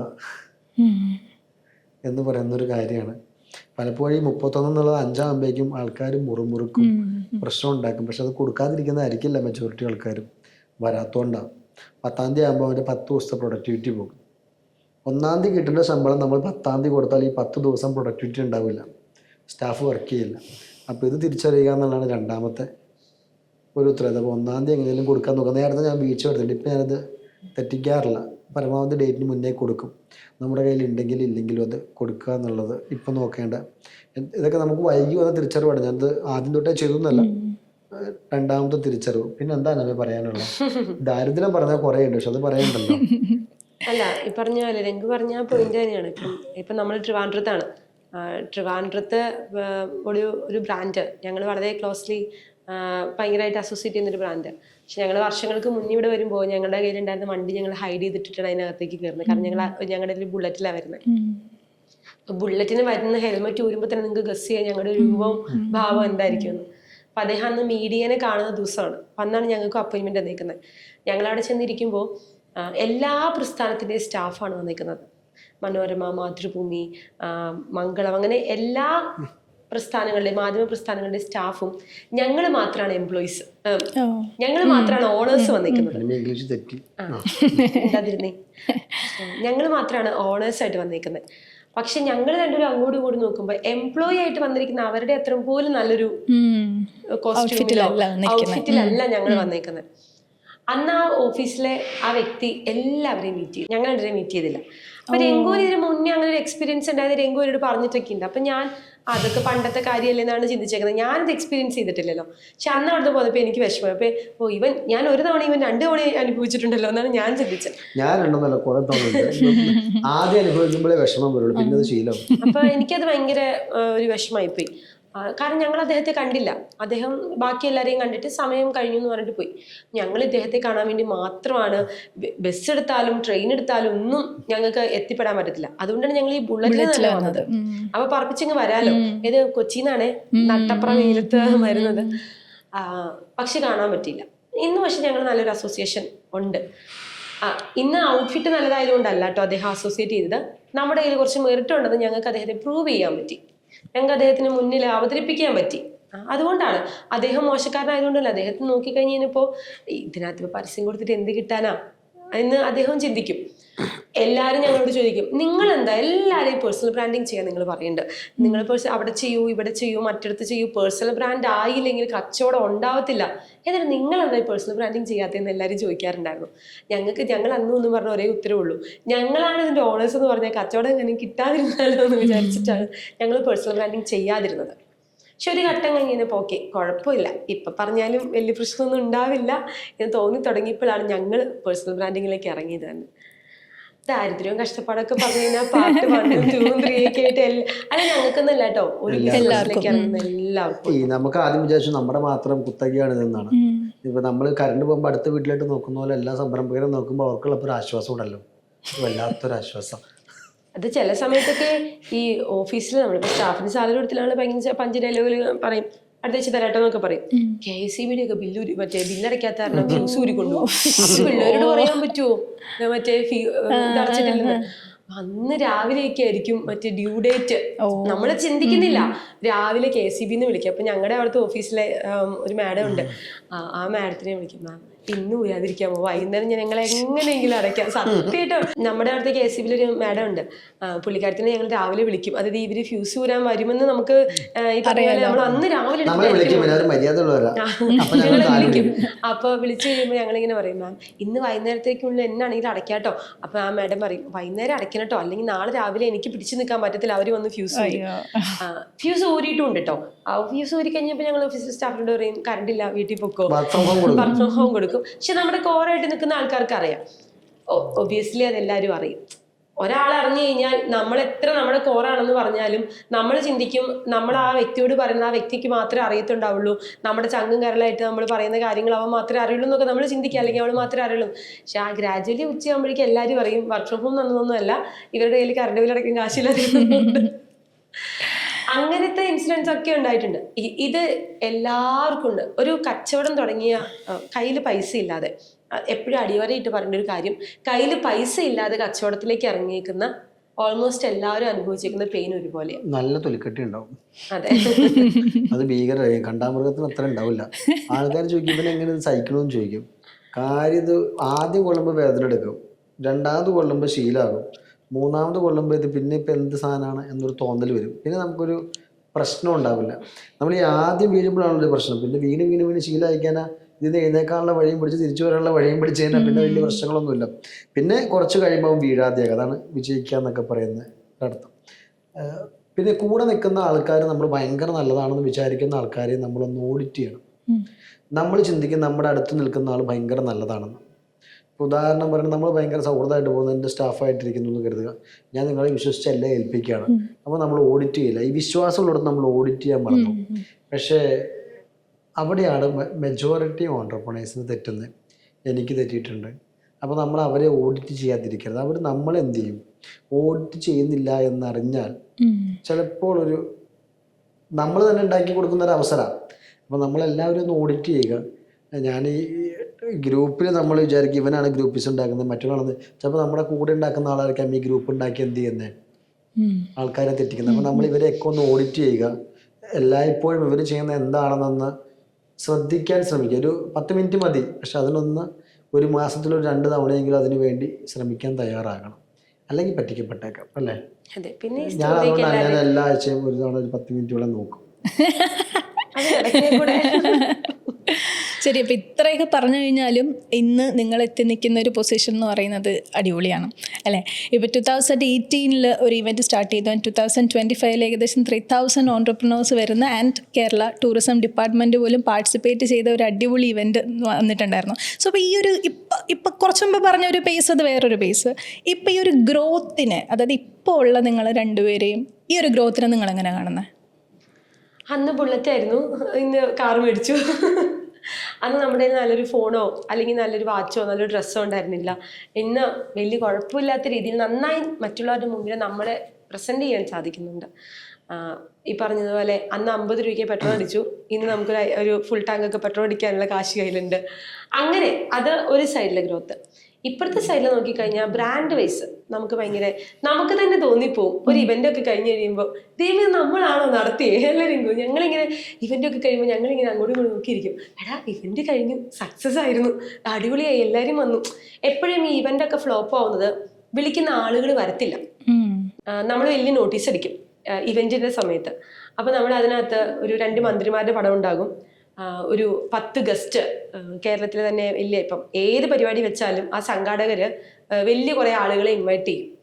അപ്പൊ ഈ ഏറ്റവും അവസാനം ഇവര് പരിപാടിയിൽ പങ്കെടുത്തോ ഇല്ലയോ എന്നുള്ളതാണ് ഈ പരിപാടി ഹിറ്റായി എന്നുള്ളതിന്റെ ഏറ്റവും വലിയൊരു അടിസ്ഥാനം. ദൈവാധീനം കൊണ്ടാണോ അതോ ഞങ്ങളോടുള്ള ഇഷ്ടം കൊണ്ടാണോ എന്താണെന്നറിയത്തില്ല, ഞങ്ങൾ നോട്ടീസിൽ പടം വെച്ചേക്കുന്ന എല്ലാവരും തന്നെ ഇത്രയും വർഷങ്ങളിൽ വരാൻ ശ്രമിച്ചിട്ടുണ്ട്. ശ്രമിച്ചിട്ടുണ്ട്. ആ. ആദ്യത്തെ ഇവന്റിൽ മാത്രമാണ് നമുക്കൊരു എഫേർട്ട് ഇടേണ്ടി വന്നിട്ടുള്ളൂ. പിന്നെ ഞങ്ങളുടെ ഫോളോ അപ്പ് അങ്ങനെയാണ്. പി പ്രസാദ് മിനിസ്റ്റർ വന്ന് പറഞ്ഞു ഞാൻ വരാതിരിക്കണം എന്ന് വിചാരിച്ചതാ, വന്നില്ലെങ്കിൽ ഇവരെല്ലാം കടുക്കുകയും ചെയ്തത് അമ്മാതിരി ഫോളോ അപ്പ് ആയിരുന്നു എന്ന് പറഞ്ഞു. വേദിയിൽ വന്നിട്ട് രാത്രി 10 മണിയായി വന്നപ്പോൾ 7 മണിക്ക് വരാമെന്ന് പറഞ്ഞ ആള് വന്നപ്പോൾ രാത്രി 10 മണി എല്ലാവരും ഇരുന്നു കേട്ടോ. അന്ന് ഞങ്ങൾക്ക് ഭയങ്കര അഭിമാനം തോന്നിയിരുന്ന നിമിഷമായിരുന്നു. കാരണം പ്രസാദ് സാറ് സ്റ്റേജിൽ കയറിയിട്ട് പറഞ്ഞു, ഞാൻ ഇത്രയും വർഷമായിട്ട് ആദ്യമായിട്ടാണ് ബൈ റോഡ് ഇത്രയും സ്പീഡിൽ ഇത്രയും ഒരു കാര്യത്തിന് വേണ്ടിയിട്ട് ഇത്രയും എഫേർട്ട് എടുത്ത് വരുന്നത്. ഈ വന്നത് വേറെ ഒന്നുമല്ല, അവരുടെ ഫോളോ അപ്പ് അത്രയായിരുന്നു. ഞാനൊരു 6 മണിയായപ്പോൾ രംഗുവിനെ വിളിച്ചിട്ട് പറഞ്ഞു, ഇപ്പം ഇവന്റിന്റെ അന്നപ്പോൾ സാധാരണ നമ്മൾ പറയും 3 ദിവസം മുന്നേ ഫേഷ്യൽ ചെയ്താലാണ് മറ്റേ ഫേസിൽ ഗ്ലോ വരുള്ളൂ എന്നൊക്കെ. 3 ദിവസം മുന്നേ ഫേഷ്യൽ ചെയ്യുന്നതിനെ കുറിച്ചോ ഇവന്റിന്റെ അടുത്ത് ഉടുപ്പിനെ കുറിച്ചോ നമ്മൾ ചിന്തിക്കുക പോലും ഉണ്ടാവില്ല. അപ്പൊ ആ ഇവന്റിലും സെയിം അങ്ങനെ തന്നെയായിരുന്നു. ക്രൗൺ പ്ലാസയിലാണ് ഇവന്റ്. അപ്പൊ ഇവന്റിന്റെ അന്ന് വൈകുന്നേരമാണ് ഇവന്റ്. രാവിലെ ഞാൻ കൊണ്ടുവരുമ്പോൾ നമുക്ക് ഇന്ന് ഫേഷ്യലൊക്കെ ചെയ്ത് കുട്ടപ്പനായിട്ട് നിൽക്കാന്ന് പറഞ്ഞാൽ ഞങ്ങൾ ഫേഷ്യൽ ചെയ്യാൻ വേണ്ടി പോയി. അപ്പൊ നമ്മുടെ ഫ്രണ്ടിന്റെ തന്നെ കടല പോയി. അടുത്തുനിന്ന് ഞാനിങ്ങനെ ഫേഷ്യൽ ചെയ്യാൻ കിടക്കുന്നു, ഇവൻ അപ്പുറത്തെ റൂമിൽ ഫേഷ്യലിന് കയറിയിരിക്കുന്നു. കുറച്ചു നേരം കഴിഞ്ഞപ്പോഴേക്ക് ഇവൻ വന്നിട്ട് പറഞ്ഞു, നീ ഇവിടെ ഫേഷ്യലും ചെയ്ത് കിടന്നു, മന്ത്രി വരില്ലെന്ന് വിളിച്ചു പറഞ്ഞു. അപ്പൊ ഞാൻ ഇവനിട്ടായിരുന്ന ടൗലുണ്ടല്ലോ, ആ ടൗലെടുത്ത് തുടച്ചിട്ട് ഇയാൾ ഇറങ്ങിയിട്ട് ഞാൻ പറഞ്ഞു മന്ത്രി വന്നാൽ ഇല്ലെങ്കിലും പരിപാടി എടുക്കില്ല, ഞാൻ ഫേഷ്യൽ ചെയ്യാൻ നടത്തില്ല. എന്നിട്ട് മന്ത്രി പറഞ്ഞു മന്ത്രിക്ക് എത്താൻ പറ്റത്തില്ല എന്ന് പറഞ്ഞു. അപ്പൊ രംഗു പറഞ്ഞു സാർ ഒരു രക്ഷയില്ല, സാറിനോട് ചോദിച്ചിട്ട് എന്തൊക്കെയോ പറഞ്ഞു. അവസാനം പുള്ളി പറഞ്ഞു മോനെ ഒരു 6:30 ആകുമ്പോഴേ എനിക്ക് ട്രിവാൻഡ്രത്തുനിന്ന് പോരാൻ പറ്റുള്ളൂ. 7 മണിക്ക് മിനിസ്റ്റർ കൊച്ചിയിൽ വരുമെന്നാണ് നമ്മൾ എല്ലാവരും പറഞ്ഞിരിക്കുന്നത്. പക്ഷെ അദ്ദേഹം ഇവിടുന്ന് അത്ര എഫേർട്ട് എടുത്ത് 10 മണിയായപ്പോ എത്തി. ഈ 10 മണി വരെ അവിടെ വന്നിരുന്ന 400 പേരും അവിടെ ഇരുന്നു. അതായിരുന്നു ഞങ്ങൾക്ക് ഏറ്റവും സന്തോഷം. ഈ 400 പേര് ഇരുന്നു എന്നതിനേക്കാൾ ഉപരി അത് ഹൈബിയുടെ ഞങ്ങളുടെ MP, എറണാകുളത്തിന്റെ MP ഹൈബി ചേട്ടൻ ഉണ്ടായിരുന്നു. അദ്ദേഹം ആണെങ്കിൽ പോലും മന്ത്രിയുടെ പൈലറ്റിനെ വിളിച്ചിട്ട് നിങ്ങൾ എവിടെ എത്തി, അദ്ദേഹം ഉണ്ട്. അപ്പം നിങ്ങൾ എവിടെ എത്തി, ഓക്കെ ഞാനിവിടെ ഉണ്ട് പോരേന്നൊക്കെ പറഞ്ഞ്. അപ്പോൾ ഏതെങ്കിലും ഒരു കസ്റ്റമർ പുറത്തേക്ക് ഇറങ്ങി കഴിഞ്ഞാൽ അപ്പോൾ അദ്ദേഹം എന്നാ ഉണ്ട് ചായ കുടിക്കാന്നൊക്കെ പറഞ്ഞ്. അപ്പം നമ്മുടെ ഒരു ഫാമിലി പോലെ എല്ലാവരും അന്ന് കൂടെ നിന്നു. ഇപ്പൊ ഏത് ഇവന്റ് നടത്തിയാലും ഇപ്പം കൊച്ചസ് സാറാണെങ്കിലും സാർ ഒരു സമയം പറഞ്ഞാൽ കറക്റ്റ് സമയത്ത് എത്തും. പട്ടാഭിരാമൻ സാറാണെങ്കിലും അങ്ങനെ നമ്മളെ പരിപാടിക്ക് ഇൻവൈറ്റ് ചെയ്തിരിക്കുന്ന എല്ലാവരും തന്നെ സമയത്തിന് എത്തി. പരിപാടി നമ്മൾ ഉദ്ദേശിച്ച രീതിയിൽ തീർന്നു കഴിയുമ്പോൾ ഞാൻ ഇങ്ങനെ ഇരിക്കും, എടാ എല്ലാരും വന്നടാ, പരിപാടി അടിപൊളിയായിരുന്നടാ, കയ്യിലൊക്കെ കിട്ടിയിടാ. ഇത് എൻ്റെ ജീവിതത്തിൽ വലിയൊരു അനുഭവം ഉണ്ടായിട്ടുണ്ട്. ഈ CPM-ന്റെ ആദ്യത്തെ മന്ത്രിസഭ അന്ന് സുനിൽകുമാറാണ്, VS സുനിൽകുമാർ, തൃശ്ശൂർ അന്തിക്കാടാണ് അദ്ദേഹത്തിൻ്റെ വീട്. അന്തിക്കാട് ആ ഭാഗത്താണ് വീട്. അദ്ദേഹം കൃഷിമന്ത്രി ആയിരിക്കുന്ന ഒരു ഇവന്റ്. അപ്പോൾ ഞങ്ങളുടെ ആദ്യത്തെ ഇവന്റ് 2018 ജൂണിൽ സുനിൽകുമാറിനെ മുഖ്യാതിഥിയായി കണ്ടുകൊണ്ട് ഞങ്ങളൊരു ഇവന്റ്, ബിസിനസ്സുകാരെല്ലാം പങ്കെടുക്കുന്ന ഒരു ഇവൻ്റാണ്. ആ ഇവന്റിൽ സുനിൽകുമാർ മുഖ്യാതിഥിയായി. അപ്പോൾ അദ്ദേഹം പറഞ്ഞു വരാമെന്ന് പറഞ്ഞു. അങ്ങനെ ഞാൻ ആദ്യം അദ്ദേഹത്തെ തിരുവനന്തപുരത്തെ സെക്രട്ടറിയിൽ അന്ന് ഒരു ബിൽഡിങ്ങിൽ പോയി കണ്ടു. ഏത് ബിൽഡിംഗ് എന്ന് ഓർക്കണം, സെക്രട്ടറിയുടെ ഒരു ബിൽഡിങ്ങിൽ അദ്ദേഹം ഉണ്ടായിരുന്നു. അദ്ദേഹത്തെ പോയി കാണുന്നു. എന്നിട്ട് അദ്ദേഹം പറയുന്നു ഏതൊരു ഡേറ്റ് 18 or 19 അങ്ങാണ്ടായിരുന്നു ഡേറ്റ്. ജൂൺ 18 ആയിരുന്നു തോന്നുന്നു, ജൂൺ 8 ആയിരുന്നു. ജൂൺ 8, 18, 8 അല്ലേ 7 ആയിരുന്നു അല്ലേ? ജൂൺ 13 ജൂൺ 13 നടക്കുന്നത്. അപ്പോൾ ആ ഇവന്റിൽ സുനിൽകുമാറിനെ പോയി കാണുന്നു. സുനിൽകുമാർ ഉടനെ ഡയറിയിൽ എടുത്ത് എഴുതുന്നു. എന്നിട്ട് പറഞ്ഞു ഞാൻ വരും 13 എത്ര മണിക്ക് വരണ്ടേ, ഞാൻ അന്ന് മണ്ഡലത്തിലുള്ള ദിവസമാണ് തൃശ്ശൂർ, ഞാൻ ആലുവയിലുണ്ട് 3 മണിക്ക്, ഞാൻ അവിടെ നിന്ന് വന്നേക്കാന്ന് പറയുന്നു. അപ്പം അങ്ങനെ എഴുതി. പക്ഷെ എന്നാലും നമ്മൾ ആദ്യമായിട്ടാണല്ലോ ഈ മന്ത്രിനെയൊക്കെ കാണാൻ പോകുന്നത്. ഇവന് വാക്ക് മാറ്റും എന്നൊരു പേടിയൊക്കെ ഉള്ളത് കാരണം ഞാൻ വീണ്ടും അന്തിക്കാട് വീട്ടിൽ ചെല്ലുന്നു. വീട്ടിൽ രാവിലെ 6 മണിക്ക് ചെല്ലും. രാവിലെ 4 മണിക്ക് ഇറങ്ങി പുള്ളി എഴുന്നേക്കണ ഒരു 6:30-7 മണിയൊക്കെ റെഡിയാവും. ചായയൊക്കെ കുടിച്ച് 6-7 മണിയാകുമ്പോൾ ഞാൻ അദ്ദേഹത്തിൻ്റെ വീട്ടിൽ ചെല്ലും. ചെറിയ വീട്, നല്ല സിമ്പിളായിട്ട് എന്നെ കണ്ടതും നമ്മൾ എഴുതിയ പരിപാടിയാണല്ലോ. അപ്പം ഞാൻ പറഞ്ഞു ഒന്നുകൂടെ എൻ്റെ അടുത്ത ആഴ്ചയാണ് പരിപാടി, ഈ ഞായറാഴ്ച ഇവിടെ മണ്ഡലത്തിലുണ്ടല്ലോ, അപ്പോൾ ഒന്ന് കാണാൻ വേണ്ടി വന്നതാ. ഡയറി എടുക്കുന്നു പറയും, എഴുതിയിട്ടുണ്ട്, എന്തായാലും ഞാനുണ്ടാകും. ഭയങ്കര സന്തോഷം. മന്ത്രി നമ്മളെ ഓർത്തിരുന്ന് പറയാണല്ലോ. അത് കഴിഞ്ഞിട്ട് എനിക്ക് സമാധാനമില്ല. ഞാൻ വീണ്ടും അടുത്ത ഞായറാഴ്ച വീണ്ടും രാവിലെ ചെന്നു. എന്നെ കണ്ടപ്പോൾ താൻ എന്തിനാ എന്നും ഇങ്ങനെ പറഞ്ഞേ, ഞാൻ ഏറ്റവും പരിപാടി എന്തായാലും എത്തും, എനിക്ക് നിങ്ങളുടെ അവസ്ഥ അറിയാം, നിങ്ങളെ എന്തായാലും എത്തും. അപ്പം സ്വാഭാവികമായിട്ടും നമുക്ക് ഇദ്ദേഹം എത്തും എന്നുള്ള വിശ്വാസത്തിൽ ഇങ്ങനെ ഇരിക്കുകയാണ്. അങ്ങനെ ഇരുന്ന് കഴിഞ്ഞിട്ട് ഞാൻ പരിപാടി നടക്കുന്നത് വ്യാഴാഴ്ചയാണ്. വ്യാഴാന്ന് തോന്നുന്നു, വ്യാഴാഴ്ച അങ്ങനെ ഒരു ദിവസമാണ്. ഇപ്പോൾ രാവിലെ എല്ലാം കഴിഞ്ഞ് ഉച്ചയായപ്പോൾ മിനിസ്റ്ററുടെ ഓഫീസിൽ നിന്ന് കോളൊന്നും വരുന്നില്ല. ഇതിനു മുമ്പ് ഒരു കാര്യം കൂടെ സംഭവിച്ചു. അപ്പോൾ ഈ സുനിൽകുമാറിൻ്റെ പേരിൽ നമ്മൾ എല്ലായിടത്തും ഹോർഡിങ് പോയി. എനിക്ക് തോന്നുന്നു എറണാകുളം മുഴുവൻ ഹോർഡിങ് പോയി. ഏകദേശം അന്നൊരു 44ഓളം ഹോർഡിങ്ങുകൾ, ചെറുതും വലുതുമായിട്ട് 44ഓളം ഹോർഡിംഗ് ഒക്കെ ചെയ്ത് ക്ലോത്തിന് നല്ല എമൗണ്ട് ആവുന്ന ഒരു തുകയൊക്കെ മുടക്കി സുനിൽകുമാറിൻ്റെ പടമൊക്കെ വെച്ച് പരസ്യം ചെയ്തു.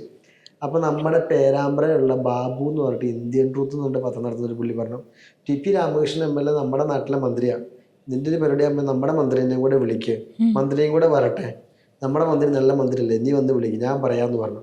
ഞങ്ങളുടെ ഒരു ചേട്ടനെ പോലുള്ള ഒരാളാ, CPM ആയിട്ട് നല്ല ബന്ധം. അപ്പോൾ ഞാൻ നേരെ എന്ത് ചെയ്തു, പുള്ളി വിളിച്ചല്ലേ എന്ന് കരുതിയിട്ട് നേരെ പുള്ളി പറഞ്ഞു അന്ന് പേരാമ്പ്രയിൽ, എനിക്ക് ഇദ്ദേഹത്തെ അറിയൂല, പേരാമ്പ്രയിൽ അദ്ദേഹത്തിൻ്റെ MLA ഓഫീസിൽ ചെന്നു. അപ്പോൾ ഞാൻ ചെല്ലുന്ന ഒരു ചൊവ്വാഴ്ചയാണ്. ചൊവ്വാഴ്ച വന്നിട്ട് ഞാൻ പറഞ്ഞു ഇങ്ങനെ പരിപാടിയുണ്ട്, വ്യാഴാണോ 2 ദിവസം ഗ്യാപ്പേ ഉള്ളൂ പരിപാടിക്ക്, ഒന്ന് വരാവോ, അവസാന നിമിഷം ആയതുകൊണ്ട് വരാതിരിക്കരുത്. അവസാന നിമിഷം ആയതുകൊണ്ടൊന്നും ഞാൻ വരാതിരിക്കുമൊന്നുമില്ല. പരിപാടി എപ്പോഴാണ്? ഞാൻ പറഞ്ഞു 6:30 കൊച്ചിയിലെത്തണം, 6 മുതൽ 8 മണി വരെയുള്ള സമയത്ത് കൊച്ചിയിലെത്തണം, മാക്സിമം 9 മണി വരെ ആകാം എന്ന് പറഞ്ഞു. 5 മണി വരെ തിരുവനന്തപുരത്ത് നടക്കില്ല എന്ന് പറഞ്ഞു. അപ്പോൾ എൻ്റെ ഒരു പൊട്ടബുദ്ധിക്ക് ചോദിച്ചു, അവിടെ നിന്ന് 5:45 ഫ്ലൈറ്റ് ഉണ്ടല്ലോ, അതിൽ കയറി വരാലോ എന്ന് ചോദിച്ചു. അപ്പോൾ അതിൽ കയറി വരാമെന്ന് വെച്ചപ്പോൾ ഫ്ലൈറ്റ് ഉണ്ടോ എന്ന് ചോദിച്ചു. ഉണ്ട്, ഉള്ളതാണല്ലോ, അപ്പോൾ ഞാൻ വന്നേക്കാം. അപ്പോൾ ഞാൻ ഇതൊരു വെറുമ്പാക്കായിട്ട് കണ്ട് ഡയറിയിൽ എഴുതിയിട്ടില്ല, അവിടെ എഴുതിയിട്ടില്ല, ഞാൻ തിരിച്ചു പോന്നു. അപ്പോൾ ഞാൻ പറഞ്ഞു ടിക്കറ്റ് ഞാൻ എടുക്കണം. വേണ്ട, ഞാൻ എടുത്തോളാം. അപ്പോൾ ഞാൻ വിചാരിച്ചു പുള്ളി വെറുതെ പറയുന്ന, വരില്ലായിരിക്കും, നമുക്കിതിൻ്റെ പരിപാടികളൊന്നും അറിയില്ല. അങ്ങനെ പരിപാടിയുടെ ദിവസം വന്നെത്തി. ഉച്ചയ്ക്ക് 2 മണിയായപ്പോൾ സുനിൽകുമാർ വിളിച്ചിട്ടുണ്ട്, എനിക്ക് ദേഹാസ്വസ്ഥ്യമാണ്, ഞാൻ വരില്ല എന്ന് പറഞ്ഞു. 3 മണിക്ക് പുള്ളി ആലുവ എന്ന് പ്രസംഗിക്കുന്നുണ്ട്. ഇപ്പോൾ പുള്ളി വരില്ല എന്ന് വളരെ ഓപ്പണായിട്ട് കമ്മിറ്റ് ചെയ്തു. പിന്നെ ഫോൺ വിളിച്ചിട്ട് പുള്ളി എടുത്തില്ല. ഞാൻ അത് ആദ്യത്തെ ഇവൻ്റ് ആയിരുന്നു, നല്ല ഭംഗിയുള്ള കോട്ടൊക്കെ വാടകയ്ക്ക് എടുത്ത് വേർത്തൊലിച്ച് കുളിച്ച് ഇനി എന്ത് ഇവര് കൊക്കയിലും ചാടി മരിച്ചാലോ എന്ന് ആലോചിച്ചു. കാരണം നാട്ടുകാരോട് എന്ത് പറയും, ഇത്രയും ഹോർഡിങ് അടിച്ച സ്പോൺസേഴ്സ് BMW ആണ് സ്പോൺസർ, ഇവരോടൊക്കെ എന്ത് പറയുന്ന ആലോചിച്ചിട്ട് ഭയങ്കര വിഷമിച്ചിങ്ങനെ ഇരിക്കുകയാണ്. അപ്പോൾ ഞാൻ ബാക്കി മന്ത്രിമാരെ വിളിക്കുന്നുണ്ട്, അൽഫോൺസ് കണ്ണന്താനത്ത് വിളിക്കുന്നുണ്ട്. അന്ന് മനോരമയുടെ ഫ്യൂച്ചറാണ്. ഞാൻ ഫ്യൂച്ചർ കഴിഞ്ഞ് കോട്ടയം പോയി, ഇനി വരാൻ പറ്റില്ല, മാറി മാറി എനിക്ക് അറിയാവുന്ന ആൾക്കാരെ, കിട്ടാവുന്ന ആൾക്കാരെയൊക്കെ വിളിച്ചു ചെയ്തു. പക്ഷെ നമ്മുടെ ബന്ധം വളരെ ലിമിറ്റഡ് ആണല്ലോ. അപ്പോൾ അദ്ദേഹം പറഞ്ഞു ആരും വരില്ല എന്നൊരു ഉറപ്പായി. 6 മണിയായപ്പോഴേക്കും ഞാനൊരു കുപ്പി വെള്ളമൊക്കെ കുടിച്ച്, തണുത്ത വെള്ളമൊക്കെ കുടിച്ചിട്ട് നേരെ ഹോളിട്ട് ചെല്ലുകയാണ്. കൊച്ചോസേബ് സാറുണ്ടല്ലോ, അപ്പോൾ കൊച്ചോസേബ് സാർ വരുന്നു, ഷമീം റഫീഖ് ഉണ്ട്, അദ്ദേഹം പറഞ്ഞാൽ കുഴപ്പമില്ല, കൊച്ചോസേബ് സാർ ഒന്നും കുഴപ്പമില്ല, എല്ലാവരും വന്ന് കുഴപ്പമില്ല, കയറി പരിപാടി തുടങ്ങാൻ പറഞ്ഞു. 6:15 ആയപ്പോഴേക്കും എനിക്ക് ടി.പി. രാമകൃഷ്ണൻ മിനിസ്റ്ററുടെ ഓഫീസിൽ നിന്ന് ഒരു കോൾ വന്നു, മന്ത്രി ഈ ഫ്ലൈറ്റിൽ കയറിയിട്ടുണ്ട്, ആരെങ്കിലും എയർപോർട്ടിൽ പോയിട്ട് അദ്ദേഹത്തിന് പിക്ക് ചെയ്യണം, വഴി അറിയില്ല, അദ്ദേഹത്തിന് എന്തൊക്കെ പ്രശ്നമുണ്ട്, അതൊന്ന് ചെല്ലണം, അവിടെ ഒരാൾ മന്ത്രിയുടെ വണ്ടിയിൽ കയറാൻ വേണ്ടി ചെല്ലണം എന്ന് പറഞ്ഞു. ഞാനപ്പോൾ തന്നെ മനസ്സിൽ പറഞ്ഞു എന്തിനാ ഒരാളാക്കാനായിട്ടുള്ള മുഴുവൻ ആൾക്കാർ അങ്ങോട്ട് വിട്ടേക്കാലെന്ന് വെച്ചു. അദ്ദേഹം 7:30 ആയപ്പോഴേക്കും സ്റ്റേജിൽ വന്നിട്ട് ഈ പ്രോഗ്രാമിൽ എത്തിച്ചേരുകയും ഈ ഒരു മന്ത്രിയുടെ അസാന്നിധ്യത്തെ അദ്ദേഹം വളരെ ഭംഗിയായിട്ട് പരിഹരിക്കുകയും ചെയ്തു. അദ്ദേഹം ഇതൊന്നും അറിഞ്ഞിട്ടില്ല, ഈ സുനിൽകുമാറിൻ്റെ കാരണമൊന്നും അദ്ദേഹത്തിന് അറിയില്ല, പറയേണ്ട ആവശ്യമില്ലല്ലോ. പക്ഷെ ഇദ്ദേഹം വന്ന് ഈ ഒരു പരിപാടി ശരിക്കും പറഞ്ഞാൽ നമ്മുടെ ആദ്യത്തെ പരിപാടി, അന്നേ നമ്മൾ തീർന്നു പോകേണ്ട ഇദ്ദേഹം വരാത്തൊരു കാരണം കൊണ്ട്. ഇതുപോലെയും തമാശ പറ്റിയിട്ടുണ്ട്. ഇതുപോലെ മേഴ്സിക്കുട്ടിയമ്മ മിനിസ്റ്റർ ആയിരിക്കുന്ന സമയത്ത് ഞാൻ സെക്രട്ടേറിയറ്റിൽ പോയിട്ട് അവരെ കാണാൻ വേണ്ടിയിട്ട് ചെന്നപ്പോൾ പറഞ്ഞു പരിപാടിക്ക് ഞാൻ വരാൻ പറ്റില്ല എന്ന് പറഞ്ഞു. അപ്പം എൻ്റെ ഒരു ക്ലയൻറ്റ് ചിപ്സാൻ ഏവിയേഷൻ അവർക്കൊരു ഹെലികോപ്റ്റർ ഉണ്ട്. അപ്പം ഞാൻ പറഞ്ഞു 5 മണി വരെ പരിപാടി ഉണ്ട്.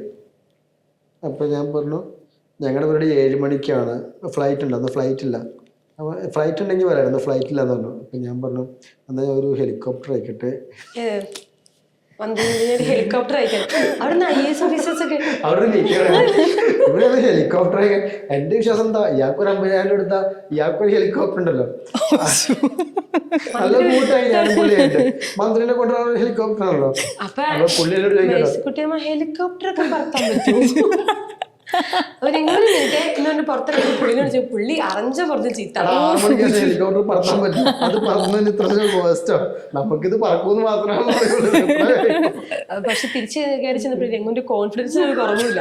മേഴ്സിക്കുട്ടിയമ്മ മോൻ ഇത്ര എഫർട്ടൊക്കെ എടുത്താൽ ഒരു കാര്യം ചെയ്യും, ഞാനന്ന് അവിടെ ഇല്ല, രാജു സാറിനെ വിടാം, വനംവകുപ്പ് മന്ത്രി രാജു സാറുണ്ട്, സാറിനോട് ഞാനൊന്ന് പറയാം, സാർ എന്ന് എറണാകുളത്തിൽ. എന്നിട്ട് ഈ ഹെലികോപ്റ്റർ വിടാന്ന് പറഞ്ഞ കാരണം കൊണ്ട് മേഴ്സിക്കുട്ടിയമ്മ രാജു സാറിനോട് വരാൻ പറ്റും, രാജു സാർ എന്നാ പരിപാടിക്കും.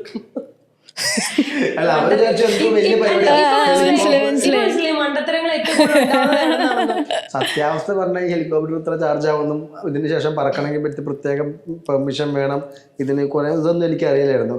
എന്നെ ചിപ്സ് ആൻഡ് അദ്ദേഹം വിളിച്ചിട്ട് കുറെ വഴക്കൊക്കെ പറഞ്ഞു, അറിയില്ലെങ്കിലും ചുമ്മാ പോയി പറയാണല്ലോ എന്നൊക്കെ ചോദിച്ചു. ഞാൻ പറഞ്ഞു എങ്ങനെ നടക്കണമല്ലോ ഹെലികോപ്റ്റർ. ടി.പി. സാറ് ഞങ്ങൾക്കൊരു രാശിയായിരുന്നു. കാരണം പിന്നീട് നമ്മൾ വെച്ചിരിക്കുന്ന എല്ലാ ഇവന്റുകളിലും നമ്മൾ ഇൻവൈറ്റ് ചെയ്തിരിക്കുന്ന മിനിസ്റ്റേഴ്സിന് ഇപ്പം നമ്മൾ ചിലപ്പോൾ നമ്മൾ ഇവരുടെ ഒരു തിരക്കുകൾ ഉള്ളതുകൊണ്ട് നമുക്ക് മനസ്സിലായല്ലോ, ഒരാളെ വെച്ച് കഴിഞ്ഞാൽ തിരക്കുകൾ ഉള്ളവരുണ്ടാകും.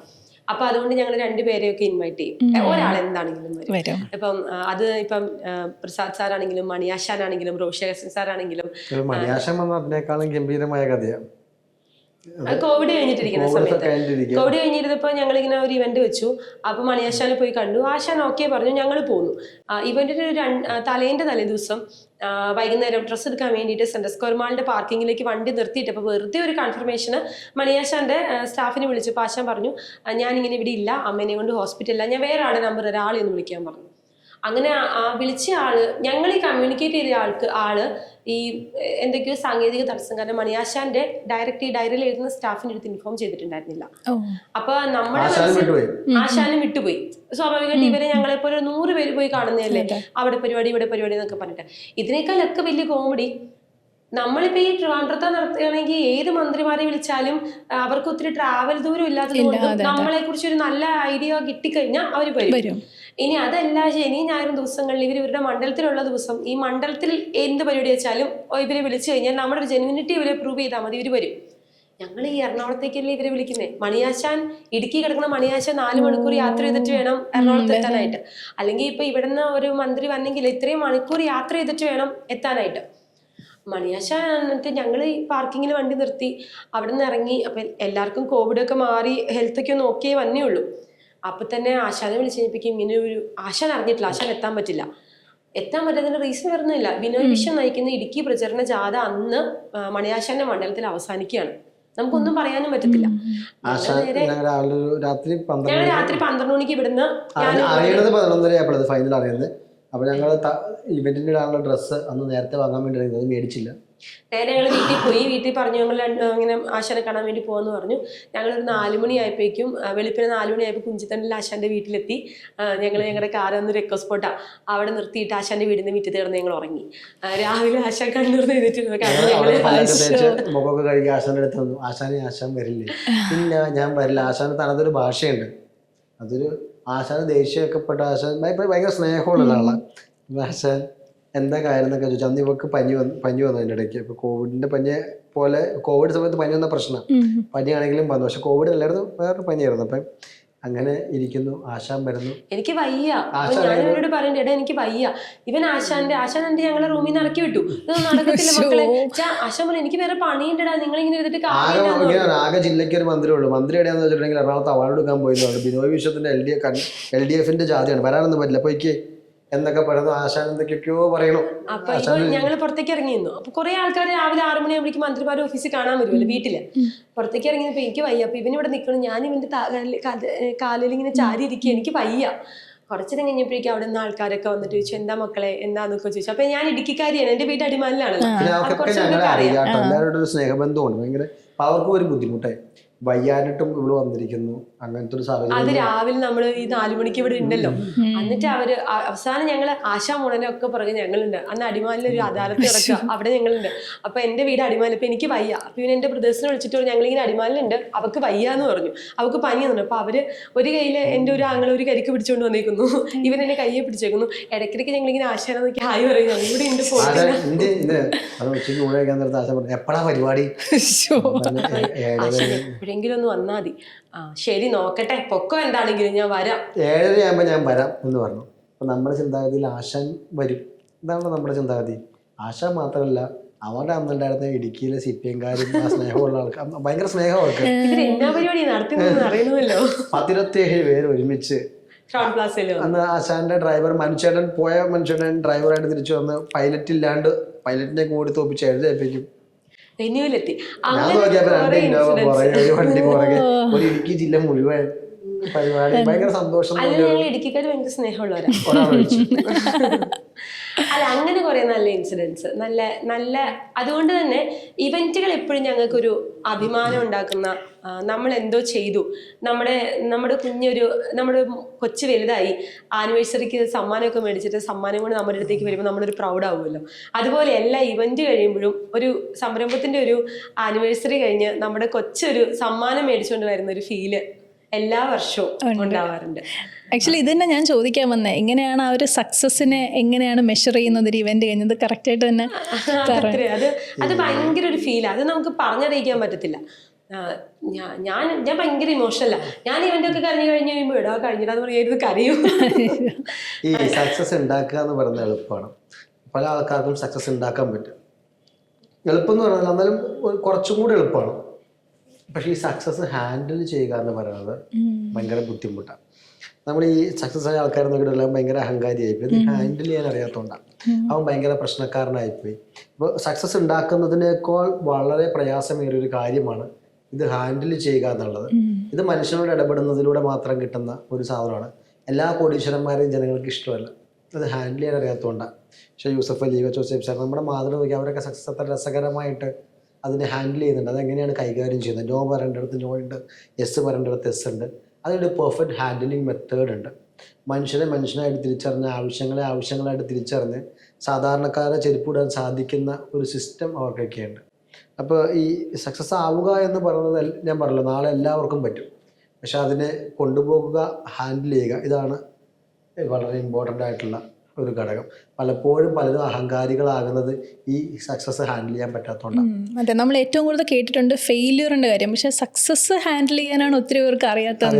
ഫെയിലിയർ പലരും ഹാൻഡിൽ ചെയ്യും. അതെ, ഒരുപാട് പേര് ഞാൻ പലവട്ടം തോറ്റു പറയും. പക്ഷെ വൺസ് സക്സസ് ആയി കഴിഞ്ഞാൽ ഹാൻഡിൽ ചെയ്യാൻ അറിയില്ല.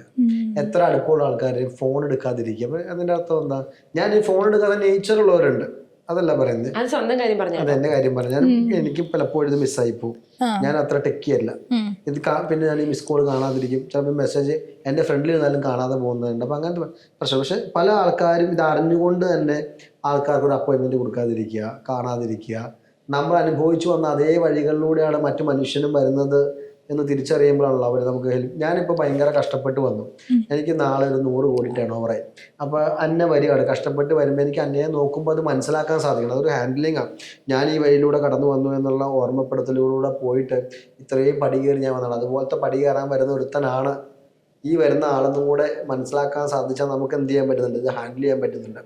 ഇത് മനസ്സിലാക്കാതെ അവരോട് നമ്മൾ ഒച്ചയെടുക്കുകയാണ് എങ്കിൽ നമുക്കിത് എന്ത് ചെയ്യാൻ പറ്റുന്നില്ല, ഹാൻഡിൽ ചെയ്യാൻ പറ്റുന്നില്ല.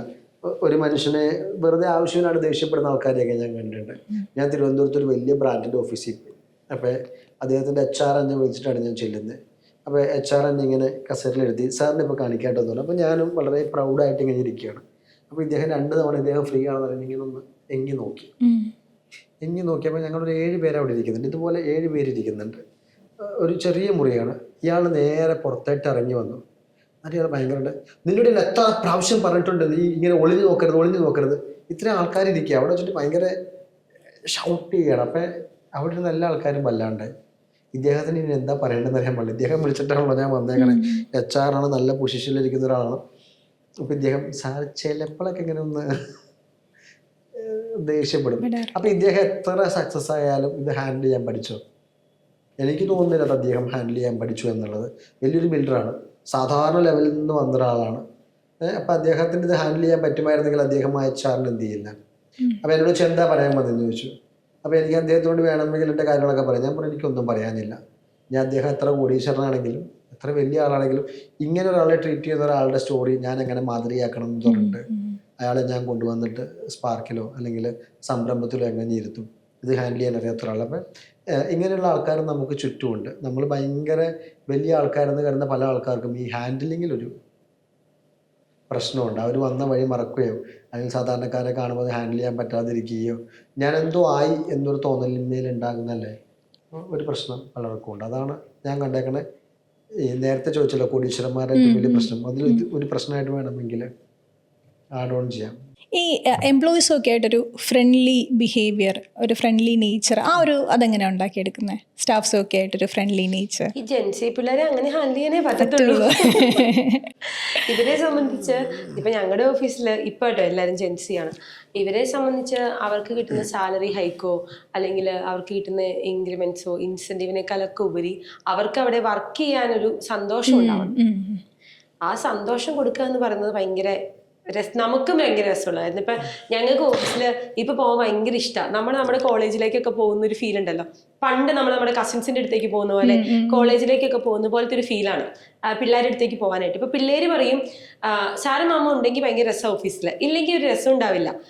എന്നാ ചെയ്യാത്ത കാര്യം ഇപ്പൊ നമ്മൾ അവരോട് പറഞ്ഞിട്ടാ വന്നത്. ചെയ്യാത്ത കാര്യം പറഞ്ഞാൽ നമ്മളെ ലൈക്ക് വഴക്കുണ്ടാകും അല്ലേ? പിന്നെ നല്ല രീതിയിൽ വഴക്ക് പറയും. അത് അവർ നന്നാവാൻ വേണ്ടിയിട്ടാണ് പറയുന്നത്. ഇപ്പൊ ഞങ്ങള് ഇപ്പൊ എല്ലാരും പറയും ജെൻസിനെ ഹാൻഡിൽ ചെയ്യാൻ പാടാണെന്ന്. ജെൻസിനെ ഹാൻഡിൽ ചെയ്യാനാണ് ഞങ്ങളുടെ എക്സ്പീരിയൻസിൽ എളുപ്പം. അവർക്ക് കുഞ്ഞു കാര്യങ്ങളൊക്കെ ഉള്ളൂ. ആ കുഞ്ഞു കാര്യങ്ങളെ ഹാൻഡിൽ ചെയ്ത് ആ കുഞ്ഞു സന്തോഷങ്ങൾ നമ്മൾ കൂടെ നിന്ന് കഴിഞ്ഞിട്ടുണ്ടെങ്കിൽ അവർ ഹാപ്പിയാവും. അവരുടെ പ്രൊഡക്ടിവിറ്റി അവർ നല്ല രീതിയിൽ നമുക്ക് തരും. ഞാനൊരു കാര്യം ചോദിക്കട്ടെ, നമ്മൾ അവരെ പക്ക, ഞാൻ നേരത്തെ അങ്ങനെ കണ്ടിട്ടുള്ള ഒരാളാണ്, നമ്മൾ അവരെ പക്ക സ്റ്റാഫായിട്ട് കാണുമ്പോഴാണ് അവർക്ക് എന്ത് ചെയ്യുന്നത്? നമ്മളെ അവരെങ്ങനെ കാണുന്നു എന്നുള്ളത് നമ്മൾ വിട്ടേക്കുക. നമ്മൾ അവരെന്ത് ചെയ്യാം? നമ്മൾ അവരൊരു ബ്രദറായിട്ട്, ഒരു കുട്ടിയായിട്ട്, ഒരു മകളായിട്ട്, ഒരു സിസ്റ്ററായിട്ട് അവരെ കാണുക. എന്നിട്ട് അവരെ നമ്മൾ വഴക്ക് പറയുക. അവരെത്ര തവണ, ഇപ്പം ഞാനൊരു കാര്യം പെട്ടെന്ന്, എനിക്കൊരു കുട്ടിയുണ്ട്, എത്ര തവണ തെറ്റ് ചെയ്താൽ ഞാൻ ആ കുട്ടിയെ ഇട്ടേച്ചു പോകും? 100 തവണ, 200 തവണ അല്ലേ? നമ്മൾ ചെയ്യില്ലല്ലോ. നമ്മൾ ആ കുട്ടീനെ വീണ്ടും വീണ്ടും വീണ്ടും തിരുത്താൻ ശ്രമിച്ചുകൊണ്ടിരിക്കും. ഒരു ഓൺട്രപ്രണർഷിപ്പിൽ ഈ തിരുത്തൽ എത്ര ഫാസ്റ്റിലാക്കാമെന്ന് മാത്രമേ നോക്കാവുള്ളൂ. ഇവരെ പറഞ്ഞു വിടുന്നതിൽ ഒരു ഓപ്പർച്യൂണിറ്റി ക്വസ്റ്റ്യൻ പ്രശ്നം ഒട്ടും പറ്റില്ലെങ്കിൽ പറഞ്ഞു വിടാം. എന്നിരുന്നാൽ പോലും നമ്മൾ ഇവരൊരു ബ്രദറായിട്ടോ സിസ്റ്ററായിട്ടോ ഫാമിലി ആയിട്ടൊക്കെ കണ്ടു കഴിഞ്ഞാൽ നമുക്ക് ഇവരെ പറഞ്ഞു വിടാൻ പറ്റില്ല. തിരിച്ച് നമ്മളെ അങ്ങനെ കാണണമെന്ന് പ്രതീക്ഷിക്കാതിരിക്കുക. ഞാൻ ആദ്യം എൻ്റെ ഏറ്റവും വലിയ പ്രശ്നം, ഞാൻ ഇവരെ ഫാമിലി ആയിട്ട് കാണും, ഇവർ നമ്മളെ ബൂർഷയായിട്ട് കാണും. ഞാൻ പറയുന്നത് മനസ്സിലായി. ഇപ്പം നമ്മൾ ഭയങ്കര കാര്യമായിട്ട് ഞാൻ ഒരു കുട്ടിക്ക് ഉടുപ്പ് വാങ്ങിക്കൊടുക്കുന്ന ആ കുട്ടിക്ക് ഉടുപ്പില്ല തിരിച്ചറിഞ്ഞ് എൻ്റെ മകൾക്ക് മേടിച്ചു കൊടുക്കുന്നതല്ല കൊടുക്കുന്നത്. ആ കുട്ടി പുറത്ത് പോയിട്ട് പറഞ്ഞ് എനിക്ക് ഉടുപ്പ് വാങ്ങി തരണം കൂടെ ചെയ്യണമെങ്കിൽ ഞാൻ അത്ര പെർഫോമറാ, അതുകൊണ്ടാണ് എനിക്ക് ഉടുപ്പ്. ഇത് ആക്ച്വലി പെർഫോമൻസ് നോക്കിയിട്ടായിരിക്കില്ല. നമ്മുടെ ബ്രദറിനും സിസ്റ്ററിനും മേടിച്ചു കൊടുക്കുന്ന അതേ സന്തോഷത്തോടെ ആയിരിക്കും ഒരു ചായ വാങ്ങി കൊടുക്കുന്നത്, ഒരു ഭക്ഷണം വാങ്ങി കൊടുക്കുന്നത്. നമ്മൾ വഴക്ക് പറയുന്ന അതേ ഫ്രീഡത്തോടെ ആയിരിക്കും. ഇവർ ചിലപ്പോൾ നമ്മൾ വഴക്ക് പറയുമ്പോൾ നമ്മൾ ബൂർഷയാകും, സാധനം വാങ്ങിക്കൊടുക്കുമ്പോൾ നമ്മളെ പ്രീതിപ്പെടുത്താനുള്ള ആളാകും, പല രീതിയിൽ നമ്മളെ കണ്ടേക്കാം. പക്ഷേ നമ്മൾ ഇവരെ ജെനുവിനായിട്ട് അങ്ങനെ എന്ത് ചെയ്യുക, നമ്മുടെ ബ്രദറായിട്ടോ നമ്മുടെ സിസ്റ്ററായിട്ടോ നമ്മുടെ ഒരു ഫാമിലി മെമ്പറെ പോലെയോ കാണുക. അപ്പോൾ നമുക്ക് ഇവരോട് ദേഷ്യം വരില്ല, മാനസികമായിട്ട് ഇവരെ നമുക്ക് എന്ത് ചെയ്യില്ല, ഒഴിവാക്കാൻ തോന്നില്ല. ഇവർ ചെയ്യുന്ന തെറ്റുകൾ നമുക്കൊരു തെറ്റായിട്ട് എന്ത് ചെയ്യില്ല, തോന്നില്ല. ഇവരെ നമുക്ക് തിരുത്താൻ ശ്രമിക്കാൻ പറ്റും. ഞാൻ അങ്ങനെ ആയിരുന്നില്ല. ഞാൻ ഇപ്പം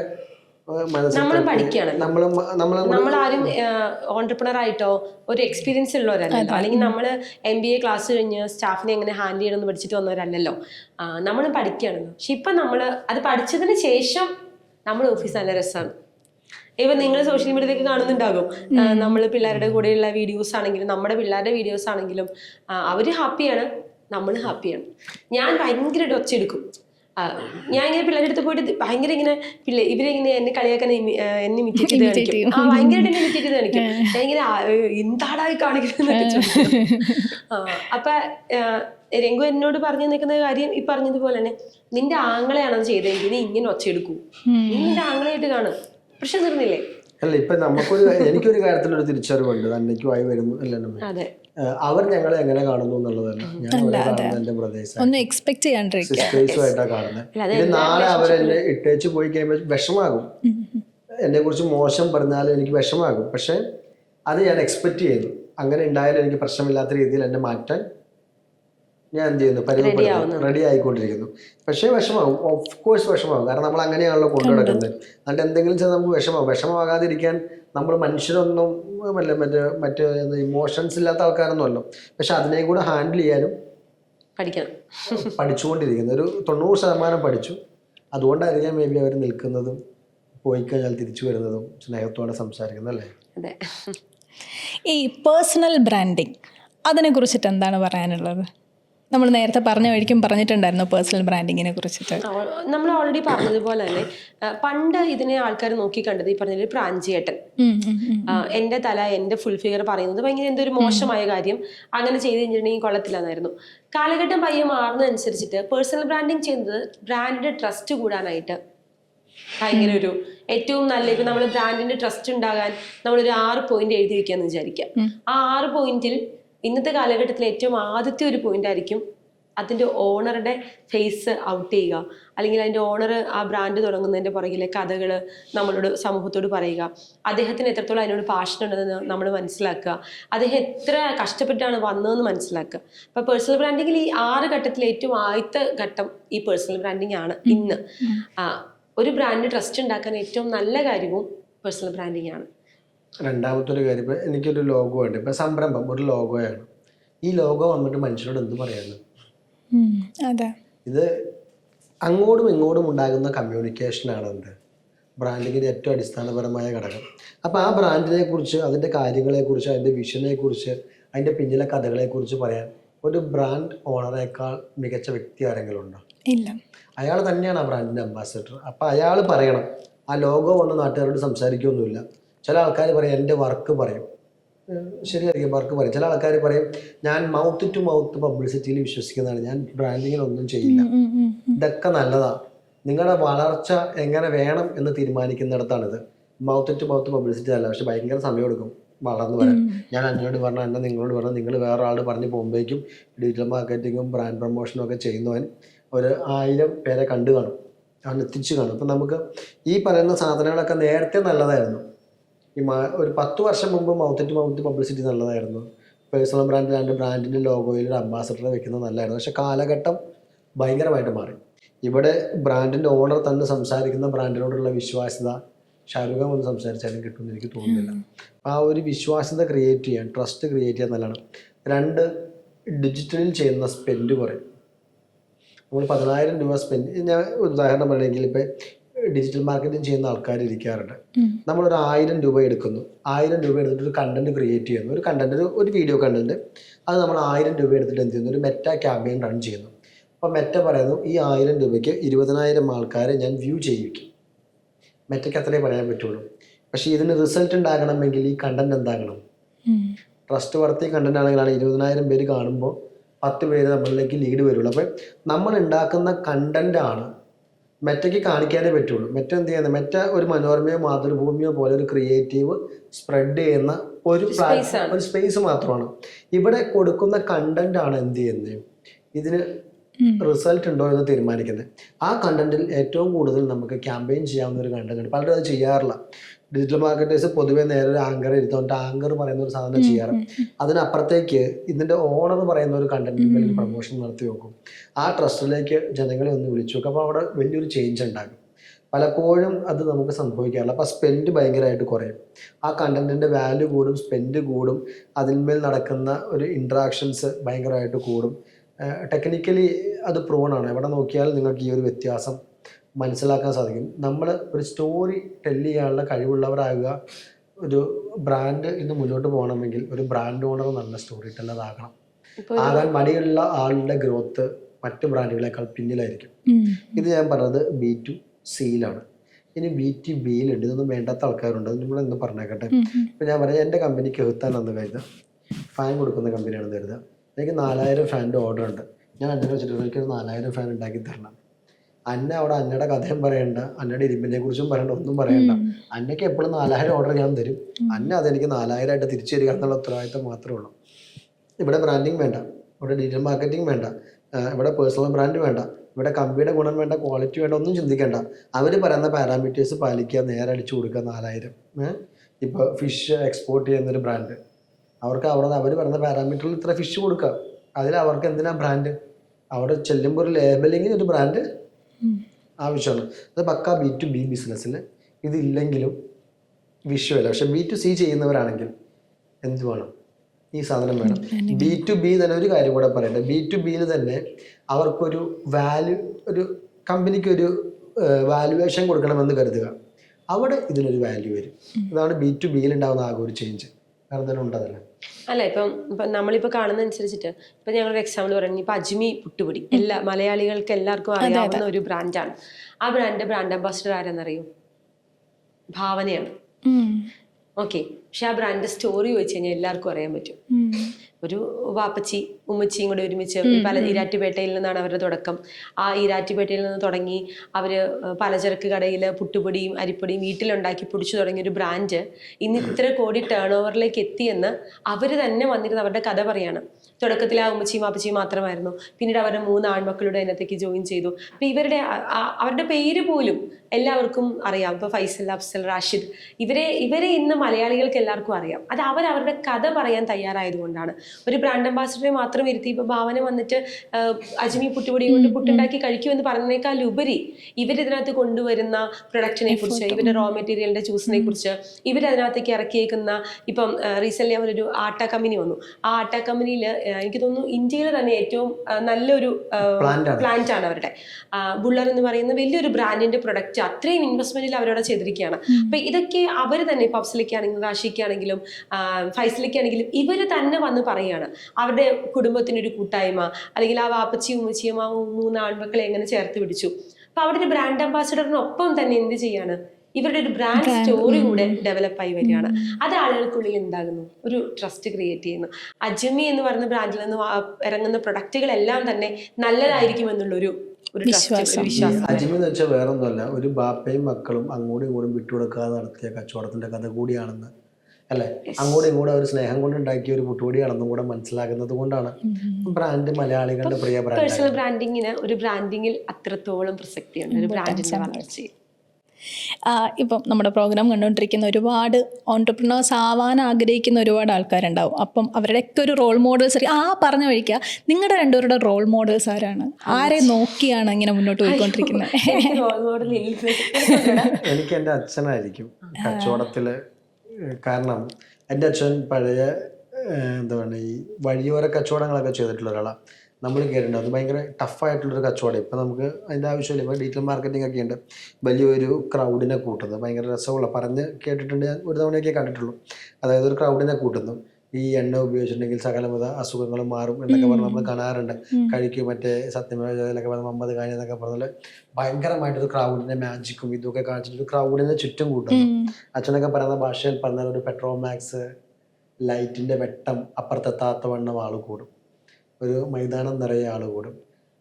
മൈതാനം നിറയെ ആൾ കൂടിക്കഴിയുമ്പോൾ ഈ കച്ചവടം നടക്കണം. എല്ലാ ആൾക്കാരും പേടിച്ച് നിൽക്കുമായിരിക്കും. ആരും ഇത് വാങ്ങൂല. കാരണം ഇതിൻ്റെ 20 രൂപയാണെങ്കിൽ 20 രൂപ കൊടുത്തത് വല്ല വിശ്വസിക്കാവുന്നവരാണോ, വല്ല ലാടവൈദ്യമാണോ എന്നൊക്കെ അറിയാത്ത ആൾക്കാർ മേടിക്കാതെ വെക്കും. അപ്പോൾ ഇവരുടെ തന്നെ ഒരാൾ പുറത്തുണ്ടാകും. അയാൾ ഏറ്റവും പുറകിൽ നിന്ന് വന്നിട്ട് ഒരു 20 രൂപ കൊടുത്തിട്ട് ഒരെണ്ണം വാങ്ങും. തൊട്ട് പുറകെ വീണ്ടും ഇവരുടെ ഒരാളുണ്ടാവും. അയാളും കൂടെ വന്ന് വാങ്ങും. എന്നിട്ട് ഇവരങ്ങ് പോകുമ്പോൾ മറ്റുള്ള ആൾക്കാർക്ക് ഒരു വിശ്വാസം വരും. പിന്നെ ക്യൂ ആയിട്ട് ആൾക്കാർ നിന്ന് ഇതിങ്ങനെ വാങ്ങിക്കൊണ്ട് പോകുന്ന ഒരു കച്ചവട രീതിയാണ് ഈ കച്ചവടം എന്ന് വെച്ചാൽ 2 പേര് വാങ്ങി അല്ലെങ്കിൽ 3 പേര് വാങ്ങിയിട്ട് ഇത് വാങ്ങിക്കാത്ത സാഹചര്യം വരും. അപ്പം അതിനെ പൊളിക്കുക എന്ന് പറയും. ഈ ക്രൗഡിനെ പൊളിച്ച് കളയണം. ഈ ക്രൗഡിൽ നിന്ന് കച്ചവടം നടക്കില്ല. ഇവരാരും വാങ്ങുന്നില്ല. ഞാൻ 3 പേരെ സാമ്പിളായിട്ട് വിട്ടു. ആദ്യം ഒരാൾ വാങ്ങി, രണ്ടാമത് വാങ്ങി, മൂന്നാമത് വാങ്ങി. എന്നിട്ടും ആൾക്കാർ ഇങ്ങനെ കയ്യും കെട്ടി നിൽക്കുക. നമ്മുടെ വിദ്യൻ സിനിമയിൽ ഇന്നസെന്റ് നിൽക്കണ പോലെ കാണട്ടെ എന്ന് പറഞ്ഞിട്ട് ഇത് അപ്പം ഇനി കച്ചവടം നടക്കില്ല. അപ്പം ഈ ക്രൗഡിനെ എന്ത് ചെയ്യണം, ഇനി പൊളിക്കണം. അപ്പം ഈ ക്രൗഡിനെ ഇവർ തന്നെ കൈയടിച്ച് പൊളിച്ചിട്ട് വീണ്ടും അടുത്ത ക്രൗഡിനെ കൊണ്ടുവരും. എന്നിട്ട് വീണ്ടും കച്ചവടം ചെയ്തൊരു കച്ചവട രീതിയാണ്. ഈ കച്ചവടം ചെയ്യാൻ അറിയാവുന്ന ഒരാളായിരുന്നു എൻ്റെ അച്ഛൻ. ഒരു രസകരമായ ഭയങ്കര ബില്ലിയനിയർ കച്ചവടമൊന്നുമല്ല, പക്ഷെ ഒരു സിമ്പിൾ ടെക്നിക്കാണ്. ഈ ടെക്നിക്കാണ് ഞാൻ നേരത്തെ പറഞ്ഞ അച്ഛൻ കടയിലേക്ക് ആളെ വിട്ടിട്ട് കേൾക്കാൻ മേടിപ്പിക്കുന്നത്. അങ്ങനത്തെ ഒരു കച്ചവടം. പിന്നെ ഞാൻ ഓർക്കുന്നുണ്ട്, ഞങ്ങള് അവലോസുണ്ട കച്ചവടം ചെയ്തു വീട്ടിൽ. ഭയങ്കര ദാരിദ്ര്യത്തിലേക്കുള്ളൊരു കാലഘട്ടത്തിൽ 10 കിലോ അരി വാങ്ങിയിട്ട് പൊടിപ്പിച്ച് അതിന്മേൽ അവലോസുണ്ട ഉണ്ടാക്കും. ഒരു തവണ അവലോസുണ്ട അന്നിങ്ങനെ ഇളക്കണം. ഇതുപോലെ മെഷീൻസ് ഒന്നുമില്ല. ഇളക്കിയൊക്കെ അടുക്കി പിടിക്കാൻ ഒരു കരിച്ചവ് വന്നു. 10 കിലോയുടെ ഉണ്ട പോയി കഴിഞ്ഞാൽ അന്നത്തെ നമ്മുടെ എല്ലാ മൂലധനവും തീർന്നു. ഈ 10 കിലോ അരി വാങ്ങാനുള്ള കാശാണ്. പിന്നെ എന്ത് ചെയ്യും? അടുത്ത അരി വാങ്ങിയാലും ഈ ഡെഡ് സ്റ്റോക്ക് അവിടെ നിൽക്കുകയാണല്ലോ. അപ്പോൾ അപ്പം ചെയ്തൊരു ഉടായ്പവരുണ്ടാണ്. ഇത് നല്ലതാണെന്നും ചീത്തയാണെന്നും ചിന്തിച്ചിട്ടില്ലെങ്കിൽ ഒരു കച്ചവടത്തിൽ ഞാൻ ചിലപ്പോഴൊക്കെ നോക്കാറുണ്ട്. 10 ഉണ്ടയാണ് അന്നൊരു പാക്കറ്റിൽ പോകുന്നത്. അല്ല 9 ഉണ്ട. അതിൽ 8 എണ്ണം നല്ലതിടും, ഒരെണ്ണം ഈ കരിഞ്ഞുകൊണ്ടിടും. അത് ഏറ്റവും അടിയിൽ തന്നെ ഇടും. അപ്പൊ അല്ലെ സെൻട്രൽ ഭാഗം എടുക്കാൻ പറ്റാത്തൊരു പൊസിഷനിൽ ഈ കരിഞ്ഞ കൊണ്ടിടും. അപ്പൊ ആൾക്കാർ കരിഞ്ഞ ഉണ്ടിയാണെന്ന് പറഞ്ഞ് കഴിച്ചാൽ പിന്നെ എടുക്കുന്നതൊക്കെ നല്ലതായിരിക്കും. അപ്പൊ ഇങ്ങനെ ഒരു 3 മാസം കൊണ്ട് ഈ 10 കിലോയുടെ ഉണ്ടയും ഔലോസിന്റെ ഇത് തീർക്കുന്നത് ഞാൻ കണ്ടു. അപ്പം ഇങ്ങനെയുള്ള ചെറിയ ചെറിയ കുനിഷ്ഠ വിദ്യകൾ എന്നൊക്കെ വേണമെങ്കിൽ പറയാം. പക്ഷെ ഇത് ചിലപ്പോഴൊക്കെ നമ്മൾ ചെയ്യേണ്ടി വരും. ഇപ്പം നമുക്ക് അതിൻ്റെ ആവശ്യമില്ല, പ്രൊഡക്റ്റ് ക്വാളിറ്റി ഒക്കെ നോക്കുന്ന ഒരു കാലഘട്ടത്തിലാണ്. എന്നിരുന്നാലും ഇങ്ങനെയുള്ള കുറേ കച്ചവടങ്ങളൊക്കെ ഞാൻ അച്ഛൻ്റെ കയ്യിൽ നിന്ന് കണ്ടിട്ടുണ്ട്. ഇത് എത്തിക്കലി റൈറ്റ് ആണെന്നല്ല, ഇത് ചില സാധനങ്ങൾ അതിജീവനത്തിൻ്റെ കൂടെ ഭാഗമാണ്. അവിടെ ചില സ്ഥലങ്ങളിൽ എത്തിക്സിനേക്കാൾ ഏറെ അതിജീവനമാണല്ലോ മുന്നോട്ട് വയ്ക്കുന്നത്. അപ്പോൾ ഇതൊക്കെ കണ്ടിട്ടുണ്ട്. അപ്പോൾ അങ്ങനെയുള്ള ഒരാളാണ്. എന്നിരുന്നാലും ആരെയും പറ്റി അങ്ങനെ വലിയ കാര്യമായിട്ട് അങ്ങനെ ഒരുപാട് കാശ് വേണമെന്നൊന്നും മോഹമല്ല. അവനവൻ്റെ ജീവിതം നടക്കുക എന്നുള്ള ഒരു രീതിയിലൊക്കെ ജീവിക്കുന്ന ഒരാളാണ്. വീഡിയോ കാണുമ്പോൾ ആൾക്കാർ ചോദിക്കും, ഇത്രയൊക്കെ ചെയ്തിട്ട് നിന്റെ അച്ഛൻ രക്ഷപ്പെട്ടാന്ന് ചോദിക്കും. അങ്ങനെ ചിന്തിച്ചിട്ടില്ല. എന്റെ അച്ഛൻ അങ്ങനെ ഒരു വലിയ രക്ഷപ്പെടൽ എന്ന് പറയുന്നത് ജീവിക്കുക. അതിനപ്പുറത്തേക്ക് ഭയങ്കര കോടീശ്വരനാകണമെന്നോ അങ്ങനെയൊന്നുള്ള സ്വപ്നങ്ങളൊന്നും ഉണ്ടെന്ന് എനിക്ക് തോന്നിയിട്ടില്ല. ഞാൻ നേരത്തെയൊക്കെ അച്ഛനെ എനിക്ക് മനസ്സിലാക്കാതെ, നമ്മൾ ഈ ചില കാലഘട്ടത്തെ കുറിച്ച് പറയല്ലോ, നമ്മുടെ അച്ഛൻ എന്താണ് ചെയ്തതെന്ന് നമുക്ക് മനസ്സിലാകുന്നത് നമ്മൾ ആ ഒരു കാലഘട്ടത്തിലേക്ക് എത്തുമ്പോഴാണ്. അപ്പം പലതും അപ്പോഴായിരിക്കും നമുക്കത് മനസ്സിലാകുന്നത്. അപ്പം അങ്ങനെ ഒരു കാര്യമുണ്ട്. ഞങ്ങൾ തമ്മിൽ ഇപ്പോഴും ആശയപരമായിട്ട് ഇടി കിടക്കാറുണ്ട്. ഞാനും അമ്മയൊക്കെ ആയിട്ടും വീട്ടുകാരൊക്കെ ആയിട്ടും പല കാര്യങ്ങളിലും ഒത്തുപോകുകയില്ല. എൻ്റെ അമ്മയ്ക്ക് പ്രേമിച്ച് കല്യാണം കഴിച്ചൊന്നും ഇഷ്ടമല്ല. പക്ഷെ എന്നിരുന്നാലും കച്ചവടത്തിൽ ഞാൻ കണ്ടിരിക്കുന്ന ഒരാൾ, എനിക്കിഷ്ടമുള്ള ഒരാൾ, അതിൻ്റെ കുറച്ച് കഴിവൊക്കെ എനിക്ക് കിട്ടിയിട്ടുണ്ടെന്ന് തോന്നുന്നു. സംസാരിക്കാനും അങ്ങനെ ഇങ്ങനെയൊക്കെയുള്ള കുറേ കാര്യങ്ങൾ. അപ്പം ഞാൻ പറഞ്ഞു വന്നുകൊണ്ടിരുന്നത്, നിങ്ങളെ രണ്ടുപേരെയും റോൾ മോഡൽസ് ആക്കി ഇരിക്കുന്ന ഒരുപാട് ആൾക്കാരുണ്ടാവും കണ്ടുകൊണ്ടിരിക്കുന്ന നമ്മുടെ പ്രേക്ഷകർ. എന്തായാലും അറ്റ്ലീസ്റ്റ് ഈ ഒരു ഇന്റർവ്യൂ കാണുമ്പോഴെങ്കിലും തീർച്ചയായിട്ടും അവർക്ക് അത് തോന്നും. ഇന്റർവ്യൂ ഇതിപ്പോ എത്ര മണിക്കൂറോ 2.5 മണിക്കൂറോ ഈ ഇന്റർവ്യൂ മുഴുവൻ ഒരു മനുഷ്യൻ എന്താണെങ്കിലും കാണാൻ പോകുന്നില്ല. അത് ശരിയാ, 5 വാക്യം പൈസ പറഞ്ഞ് സെറ്റാക്കി. അപ്പം അങ്ങനെ ഈ ഇന്റർവ്യൂസ് കണ്ടുകൊണ്ടിരിക്കുന്ന ഒരുപാട് നിങ്ങളെ റോൾ മോഡൽസ് ആക്കി ഇരിക്കുന്ന, അല്ലെങ്കിൽ ഈ ഒരു ബിസിനസ് ജേർണി കേട്ടിട്ട് ഭയങ്കര ഇഷ്ടപ്പെട്ട, അവർക്കും ഒരു ബിസിനസ് ചെയ്യണം എന്ന് ആഗ്രഹിക്കുന്ന ഒരുപാട് ആൾക്കാർ കണ്ടുകൊണ്ടിരിക്കുന്നുണ്ടാവും. സോ അവരോട് എന്തൊരു അഡ്വൈസ് ആണ് പറയാനുള്ളത്? പൈസ ഇല്ലാതെ കച്ചവടം ചെയ്യാൻ ഇറങ്ങല്ലേ. ലോൺ എടുത്തിട്ടാണേലും എന്തെങ്കിലുമൊക്കെ ചെയ്തിട്ട് ഇച്ചിരി കാശ് കയ്യിൽ വെച്ചിട്ട്. ഞങ്ങൾ രണ്ട് അഭിപ്രായക്കാർ. അതിൽ ഞാൻ ഇറങ്ങാൻ പറയും. കാരണം ബൈബിളിൽ പത്രോസ് എന്ന് പറഞ്ഞൊരു കഥാപാത്രമാണ്. യേശുവിന്റെ ശിഷ്യന്മാരിൽ ഒരാളാണ്. എന്തിലും ഇങ്ങനെ എടുത്തു ചാടി പുറപ്പെടുന്ന ഒരാളാണ് പത്രോസ്. പത്രോസ് പറയുന്നുണ്ട്, യേശുവിനെ തള്ളി പറയുന്ന ആളും പത്രോസാണ്. യേശുവിനെ ഒരാൾ പിടിക്കാൻ വരുമ്പോൾ ഒറ്റ കൊടുക്കുന്ന ഒരു സേനാനായകൻ്റെ ചെവി വെട്ടിക്കളയുന്നുണ്ട്. യേശുവിൻ്റെ അത്ര സ്നേഹം, അതിന് യേശുവിന് ഒറ്റ കൊടുക്കുന്നു. അത് കഴിഞ്ഞ് പുള്ളിക്ക് കുറ്റബോധം വരുന്നു. പുള്ളി ഇങ്ങനെ പോകുമ്പോൾ യേശു പെട്ടെന്ന് മരിച്ചതിന് ശേഷം കടലിൽ പ്രത്യക്ഷപ്പെടുകയാണ്. അപ്പോൾ എല്ലാ ആൾക്കാരും യേശു ഭയങ്കര തിരയും കാറും ഒക്കെ വരുമ്പോഴാണ് വരുന്നത്. യേശുവിനെ കണ്ടത് തന്നെ പത്രോസ് നേരെ എടുത്ത് ചാടി. അതുകൊണ്ടൊരു പ്രത്യേകത ഉണ്ടായി. 12 ശിഷ്യന്മാരിൽ പത്രോസ് മാത്രമേ കടലിൽ നടന്നിട്ടുള്ളൂ. ഇത് ഒരു പുസ്തകത്തില് ബൈബിൾ നമുക്ക് വിശ്വാസയോഗ്യമായിട്ട് ശാസ്ത്രീയമായിട്ടൊന്നും തെളിയിക്കപ്പെട്ട കാര്യമില്ലെങ്കിലും ബൈബിൾ വായിക്കുന്ന ആൾക്കാർക്കറിയാം പത്രോസ് മാത്രം കടലിൽ നടന്നു. എന്തുകൊണ്ടാണെന്ന് വെച്ചാൽ ആ എടുത്തുചാട്ടം കൊണ്ടാണ്. ചില സമയത്ത് ഈ സംരംഭമാകുന്ന കടലിലേക്ക് ഇറങ്ങണമെങ്കിൽ പ്രത്യേകിച്ച് മുന്നും പിന്നും ചിന്തിക്കാത്തൊരു എടുത്തുചാട്ടം ചിലപ്പോൾ ഗുണം ചെയ്തേക്കും. എല്ലാവരും പറയും ഭയങ്കര പ്ലാൻഡ് ആകണമെന്നാണ്. മേ ബി പ്ലാൻഡ് ആകാത്ത ആൾക്കാർക്കും ഇങ്ങനെ ചാടിയ ആൾക്കാർക്കും ചിലപ്പോഴെല്ലാം കടലിൽ നടക്കാൻ പറ്റിയിട്ടുണ്ട്. പിന്നീട് പത്രോസ് കടലിൽ മുങ്ങി പോകുന്നുണ്ട്, യേശു കൈപിടിക്കുന്നുണ്ടെന്നൊക്കെ ഉണ്ടെങ്കിലും ഈ ആദ്യം ചാടിയത് കൊണ്ട് അദ്ദേഹം നടന്നു. ഈ സംരംഭം എന്ന് പറയുന്നത് ഒരു ചാട്ടമാണ്. ഈ ഒരുപാട് കാശിൻ്റെ പുറകെ പോയിട്ട് ചെയ്യാമെന്ന് വിചാരിച്ചാൽ ചിലപ്പോൾ നടക്കണമെന്നില്ല. ഞാൻ ഒരു 10 ലക്ഷം രൂപ സേവിങ്സ് വെച്ചിട്ട് ഈ സംരംഭം തുടങ്ങണമെന്ന് വിചാരിച്ചിരുന്നെങ്കിൽ ഞാൻ മരിക്കുമ്പോഴും ഈ സംരംഭം തുടങ്ങിയിട്ടുണ്ടാവില്ല. നമ്മളിവിടെ നിന്ന് സംസാരിച്ചിട്ടുണ്ടാവില്ല. നമുക്ക് ഞാനും എന്നെയും ചിലപ്പോൾ ആകെ ഒരു ആശ്വാസം അതായിരുന്നു. അതും സംഭവിച്ചില്ല. അപ്പൊ നമുക്കിത് സംഭവിക്കണം എന്ന് നിർബന്ധമില്ല, സംഭവിക്കണം എന്നുള്ളത്. അപ്പൊ ഞാൻ പറയുന്നത്, നിങ്ങൾക്ക് ഒരു കടലിൽ ചാടാൻ ധൈര്യമുണ്ടെങ്കിൽ ചാടിക്കോളൂ. വരുംവൈരാദികളെ കുറിച്ച് ചിന്തിക്കാതെ ചാടാൻ പറ്റുമെങ്കിൽ ചാടും. ഒരുപാട് ചിന്തിച്ചാൽ ചിലപ്പോൾ നമുക്കിത് ചെയ്യാൻ പറ്റില്ല. ഒറ്റ ബുദ്ധിക്ക് ചാടുന്നവർ ചിലപ്പോൾ രക്ഷപ്പെടും. അതുകൊണ്ടാണ് ഞാൻ ഭയങ്കര സേഫ് സോണിന്റെ ആളാണ്. കാരണം നമ്മൾ കൊച്ചിലെ മുതൽ ഇത് അറിഞ്ഞിട്ടില്ല. നമ്മൾ പെൺപിള്ളേരല്ലേ, നമ്മൾ കുറെ കാര്യങ്ങൾ അറിയിച്ചിട്ടില്ലല്ലോ. അപ്പൊ നമ്മൾ ഇതൊക്കെ കൂടി വന്നു കഴിയുമ്പോൾ ഞാൻ ചിന്തിച്ചിട്ടുണ്ട്, ദൈവമേ ഒരു 2 മാസം സാലറി കൊടുക്കാനുള്ള കാശ് അക്കൗണ്ടിൽ ഇട്ടിട്ടായിരുന്നു ഈ പരിപാടിക്ക് ഇറങ്ങിയായിരുന്നെങ്കിൽ ഒരു 2 മാസം നമുക്കൊരു ഗ്യാപ്പ് കിട്ടുമല്ലോ അടുത്ത സാലറി കണ്ടുപിടിക്കാനായിട്ട്. അപ്പൊ ഞാനിങ്ങനെ എല്ലാവരും പറയും, നിങ്ങളുടെ കയ്യിൽ എന്തെങ്കിലും, ഇപ്പൊ നമ്മുടെയൊക്കെ കയ്യിൽ ഗോൾഡ് ഉണ്ടാവും, പെൺപിള്ളേരുടെ കയ്യിൽ അതെങ്കിലും മതി. അപ്പൊ അത് പണയം വെച്ചിട്ടാണെങ്കിലും നമുക്ക് കാര്യങ്ങൾ നടത്താമല്ലോ. പക്ഷെ അത് ഈ സേഫ് സോണിൽ നിന്ന് പുറത്തു വരാനുള്ള പേടിയുണ്ടാവും. ഞാൻ ആദ്യമൊക്കെ വരുമ്പോൾ നമ്മൾ കംഫർട്ട് സോണിൽ നിൽക്കല്ലേ, ഈ കംഫർട്ട് സോണിൽ നിന്ന് പുറത്തിറങ്ങാൻ ഭയങ്കര ടെൻഷനും പേടിയാണ്. ഇത് എന്ത് ചെയ്യും? ഒരാൾ വന്നിട്ട് എന്നോട് പൈസ രണ്ടല്ലോ എന്ന് പറയുമ്പോൾ ഇത് എന്നെ ചെയ്യുന്നതെന്ന് അറിയത്തില്ലല്ലോ. ഞാൻ എല്ലാവരും പറയും, ഇച്ചിരി കാശ് കയ്യിൽ വെച്ചിട്ട് തുടങ്ങണം. അത് ഒരു ക്യാപിറ്റൽ എന്ന് പറയുമല്ലോ, ആ ക്യാപിറ്റൽ മതി. അല്ലെങ്കിൽ നമുക്ക് രംഗുവിന്റെ അത്രയും ഗട്സ് വേണം. അങ്ങനെയാണെങ്കിൽ കുഴപ്പമില്ല. രംഗു പറഞ്ഞ വിഭാഗമുണ്ട്, 2 വിഭാഗം ഉണ്ടല്ലോ. എടുത്തു ചാടുന്നവരും ഉണ്ട്, ഭയങ്കരമായി ആലോചിച്ചിട്ട് ചെയ്യുന്നവരും. 2 കൂട്ടരോട് ഒന്നും ചെയ്യാൻ നിൽക്കരുത്. ഒന്നും നഷ്ടപ്പെടാനില്ലാത്തവനോടും എല്ലാം നഷ്ടപ്പെടാനുള്ളവനോടും ഒരുപാട് പ്രകോപിപ്പിക്കരുതെന്ന് പറയും പണ്ട്.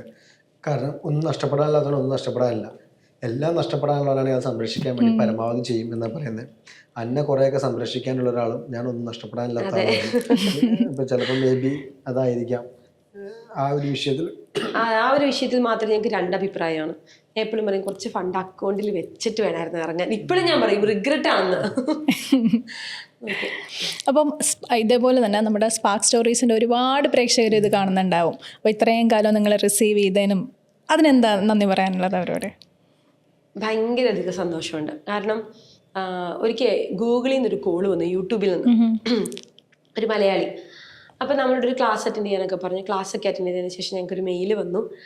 കേരളത്തിൽ നിന്ന് എൻ്റർടൈൻമെൻറ്റ് കണ്ടന്റ് അല്ലാത്ത സീരിയസ് കണ്ടന്റ് ഉണ്ടല്ലോ, അത് കാണുന്ന ഏറ്റവും കൂടുതൽ വ്യൂസ് ഉള്ളൊരു പേജ് സ്പാർക്കാണെന്ന് പറഞ്ഞിട്ട്.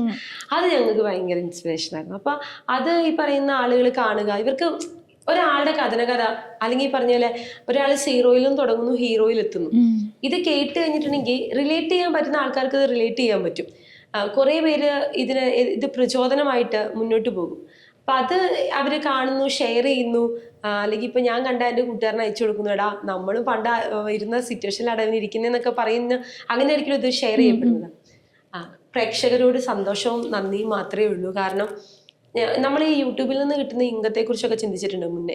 പക്ഷെ പിന്നെ ഞങ്ങൾ യൂട്യൂബിൽ നിന്ന് ഇൻകം കിട്ടുന്നതിനെ കുറിച്ചൊന്നും ചിന്തിക്കാണ്ടായി. കാരണം ഞങ്ങളിപ്പോൾ നമ്മുടെ ഇപ്പോൾ സ്പാർക്കിൻ്റെ പ്രേക്ഷകർ ചിലപ്പോൾ അതിനകത്ത് റമ്മി സർക്കിളിൻ്റെ പരസ്യം കണ്ടെന്ന് വരില്ല, അല്ലെങ്കിൽ പറഞ്ഞ പോലെ ഒരു സ്കാം ആയിട്ട് വരുന്ന കുറേ പരസ്യങ്ങൾ ഉണ്ടാവുമല്ലോ. ഇതൊക്കെ ഞങ്ങൾ ഓഫ് ചെയ്തിട്ടേക്കോ. കാരണം ഇത് കാണുന്ന ഒരു പ്രേക്ഷകൻ ഒരു 2 സെക്കൻഡ് പോലും അനാവശ്യമായൊരു കാര്യം കണ്ട് കളയരുതെന്ന് ഞങ്ങൾ ആഗ്രഹിക്കുന്നുണ്ട്. അതുകൊണ്ട് ഞങ്ങൾക്ക് യൂട്യൂബിൽ നിന്ന് കിട്ടുന്ന ഇൻകം കുറവാണ്. നമ്മളിപ്പം വലിയ വലിയ പരസ്യങ്ങളൊക്കെയാണ് ഓൺ ചെയ്തിട്ടേക്കുന്നെങ്കിൽ, അല്ലെങ്കിൽ നമ്മൾ ഈ എന്താ പറയുന്നത് ഫിൽറ്ററിങ് ഇല്ലാതെയാണെങ്കിൽ നമുക്ക് കുറേ പരസ്യങ്ങളുടെ പരസ്യം കിട്ടും. പക്ഷെ നമ്മൾ അതൊക്കെ ഒഴിവാക്കിയേക്കാണ്. അപ്പൊ അതുകൊണ്ട് നമ്മൾ നല്ലൊരു പ്രൊഡക്റ്റ് അവർക്ക് കൊടുക്കുന്നുണ്ടെന്ന് വിശ്വസിക്കുന്നുണ്ട്. അവരത് കഴിഞ്ഞിട്ട് സ്വീകരിക്കുന്നതിൽ വളരെയധികം സന്തോഷമുണ്ട്. പിന്നെ ഇപ്പൊ വീഡിയോസിന് വെച്ചിട്ട് വ്യൂസ് കുറവാണ്, പണ്ടത്തെ പോലെ എല്ലാവരും കാണണമെന്ന് ആഗ്രഹിക്കുന്നുണ്ട്. ഇപ്പൊ എല്ലാവരും ഇൻസ്റ്റാഗ്രാമിലേക്ക് മാറിയല്ലോ. ഈ ഫുൾ വീഡിയോ കാണുന്ന ആൾക്കാർക്ക് സമയമില്ല. ഇപ്പൊ നമ്മുടെ ഈ വീഡിയോ ഇത് മുഴുവൻ ഇട്ടാ 100 പേര് കാണുമോ? കാണത്തില്ല. പക്ഷെ എൻ്റെ റീൽസ് ഇറങ്ങുമ്പോൾ കുറച്ചുകൂടി ആളുകൾ കാണുന്നുണ്ട്. അപ്പോൾ ആളുകൾ കാണുക, ഇനിയും ഞങ്ങളെപ്പോലുള്ള ക്രിയേറ്റേഴ്സിനെ പ്രോത്സാഹിപ്പിക്കുക. അല്ല, ഇതിൽ എനിക്കൊരു കാര്യം പറയാനുണ്ട്. ഞാൻ സംസാരിച്ചൊരു വീഡിയോ 2.6 മില്യൺ വ്യൂസ് പോയി. ഭയങ്കര സന്തോഷമായി. അപ്പോൾ അത് കൊളാബ് ചെയ്തേക്കണത് എന്നെ അന്യനെയാണ്.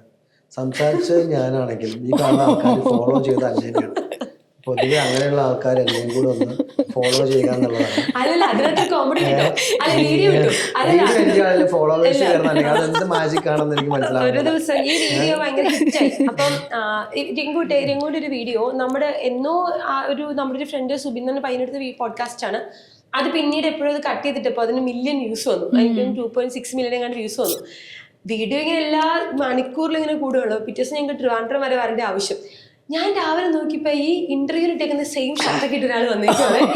അങ്ങനെയെങ്കിൽ അല്ല, ഈ ഡ്രസ്സിൽ കണ്ടുകഴിയുമ്പോ ചിലപ്പോ എന്റെ ആരാധകർക്ക് എന്നെ മനസ്സിലായാലോ. ഞാനാ ജംഗുവിനെന്ന് ഭയങ്കര വിഷമം. ആ ലുലുമാളിൽ എത്ര മണിക്കൂർ ഇരുന്നു അറിയാം. ഒരാളെങ്കിലും വന്ന് ചേട്ടന്റെ വീഡിയോ ഞാൻ കണ്ടെന്ന് പറയും.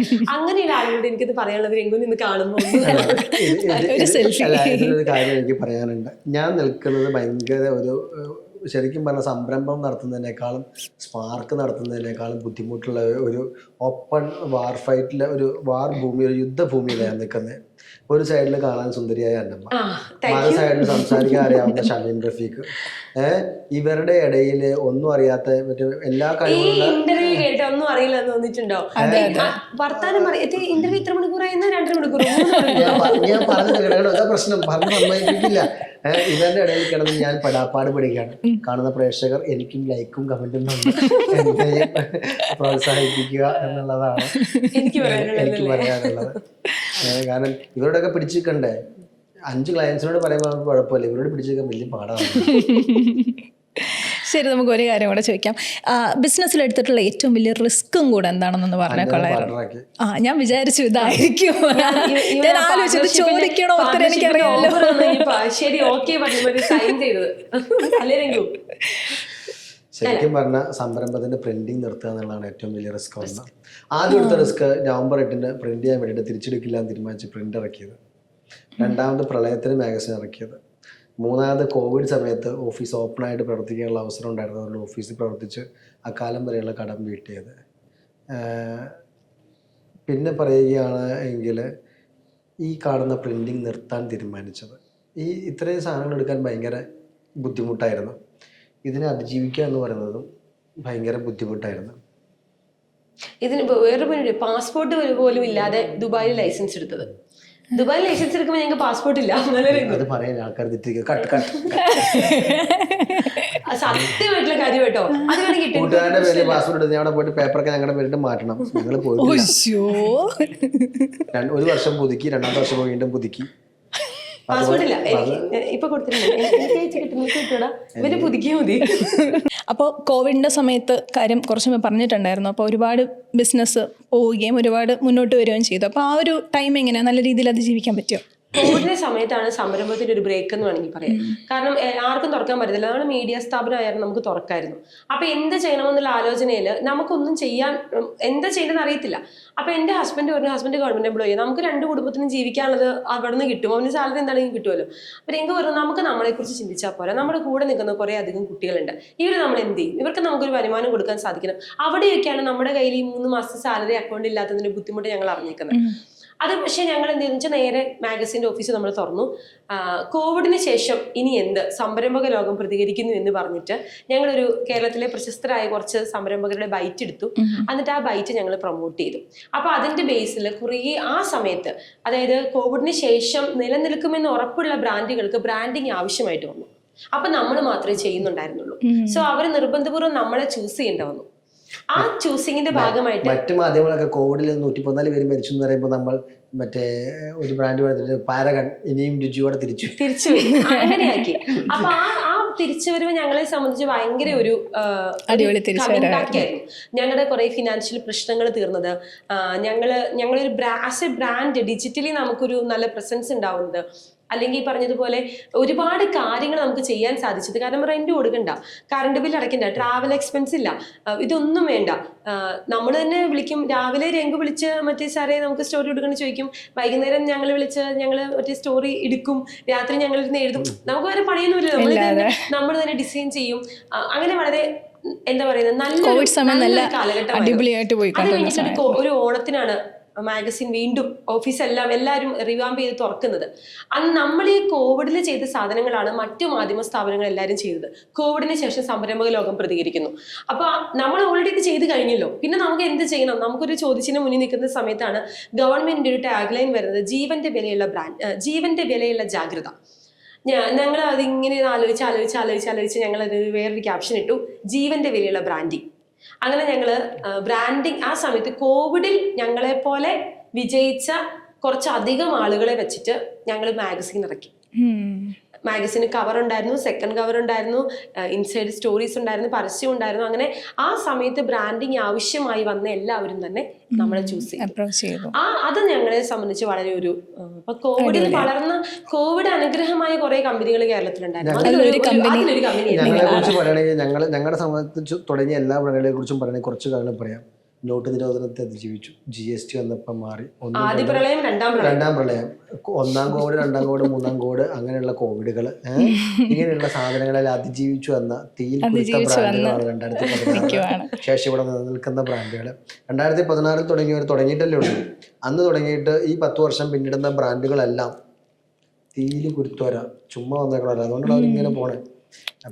ഇപ്പൊ സ്പാർക്ക് നമ്മൾ 2019 സ്റ്റാർട്ട് ചെയ്യുന്നത്, 2020 സ്പാർക്കിന് ബ്രേക്ക് ആയി. ആൾക്കാർക്ക് കാണാൻ കണ്ടന്റ് ഇല്ലല്ലോ, വെറുതെ വീട്ടിൽ ഇരുന്ന് ഇങ്ങനെ സ്ക്രോൾ ചെയ്യല്ലേ. അപ്പൊ നമ്മുടെ പഴയ കണ്ടന്റുകൾക്ക് ഭയങ്കരമായിട്ട് സഹായിച്ചു. ആ സമയത്ത് അംബാനിയുടെ ഒരു വളരെ വലിയൊരു സഹായം ഞങ്ങൾക്ക് ഉണ്ടായി. എല്ലാവർക്കും നെറ്റ് അങ്ങ് ഫ്രീ ആയിട്ട് അദ്ദേഹം ഞങ്ങൾക്ക് വേണ്ടി ചെയ്ത ഏറ്റവും വലിയൊരു ഉപകാരം അതായിരുന്നു അല്ലേ. അങ്ങനെ അങ്ങനെ ശരിക്കും അമ്പാനി ഇൻവെസ്റ്റ് ചെയ്യുന്നതിനെ വ്യത്യാനിച്ച് ഞാനത് എന്താ പറയാൻ വന്നെന്ന് വിചാരിച്ചു. അങ്ങനെ പയ്യെ പയ്യെ ഈ ലെവലിൽ അങ്ങനെ വലിയ ലെവലിൽ എത്തിയെന്ന് ഞങ്ങൾ വിശ്വസിക്കുന്നില്ല. പക്ഷേ ഞങ്ങള് ഒരു പരിധി വരെ സക്സസ് ആയി വിശ്വസിക്കുന്നുണ്ട്. അതിജീവിച്ചത് ടേൺ ഓവറിലോ നമ്മൾ ഉണ്ടാക്കിയിരിക്കുന്ന പ്രോഫിറ്റിലോ ഒന്നുമല്ല. ഈ പറഞ്ഞതുപോലെ നമുക്ക് കുറെ അധികം കാര്യങ്ങൾ പണ്ട് നടന്ന പൾസർ, ആ ഒരു സെക്കൻഡ് ഹാൻഡ് പൾസറിൽ നിന്ന് നമുക്കിന്ന് കുറെ കാര്യങ്ങളിലേക്ക് മാറ്റം വന്നു. അല്ലെങ്കിൽ നമ്മുടെ ജീവിത സാഹചര്യങ്ങൾ നമുക്ക് മാറ്റാൻ സാധിച്ചു. നമ്മുടെ കൂടെ കുറെ കാലം നമ്മളെ ഹെൽപ്പ് ചെയ്ത് നിന്നവരെ നമുക്ക് കൂടെ നിർത്താൻ സാധിച്ചു. അതൊക്കെയല്ലേ ജീവിതത്തിലെ ഏറ്റവും വലിയൊരു വാല്യൂസ് എന്ന് പറയുന്നത്.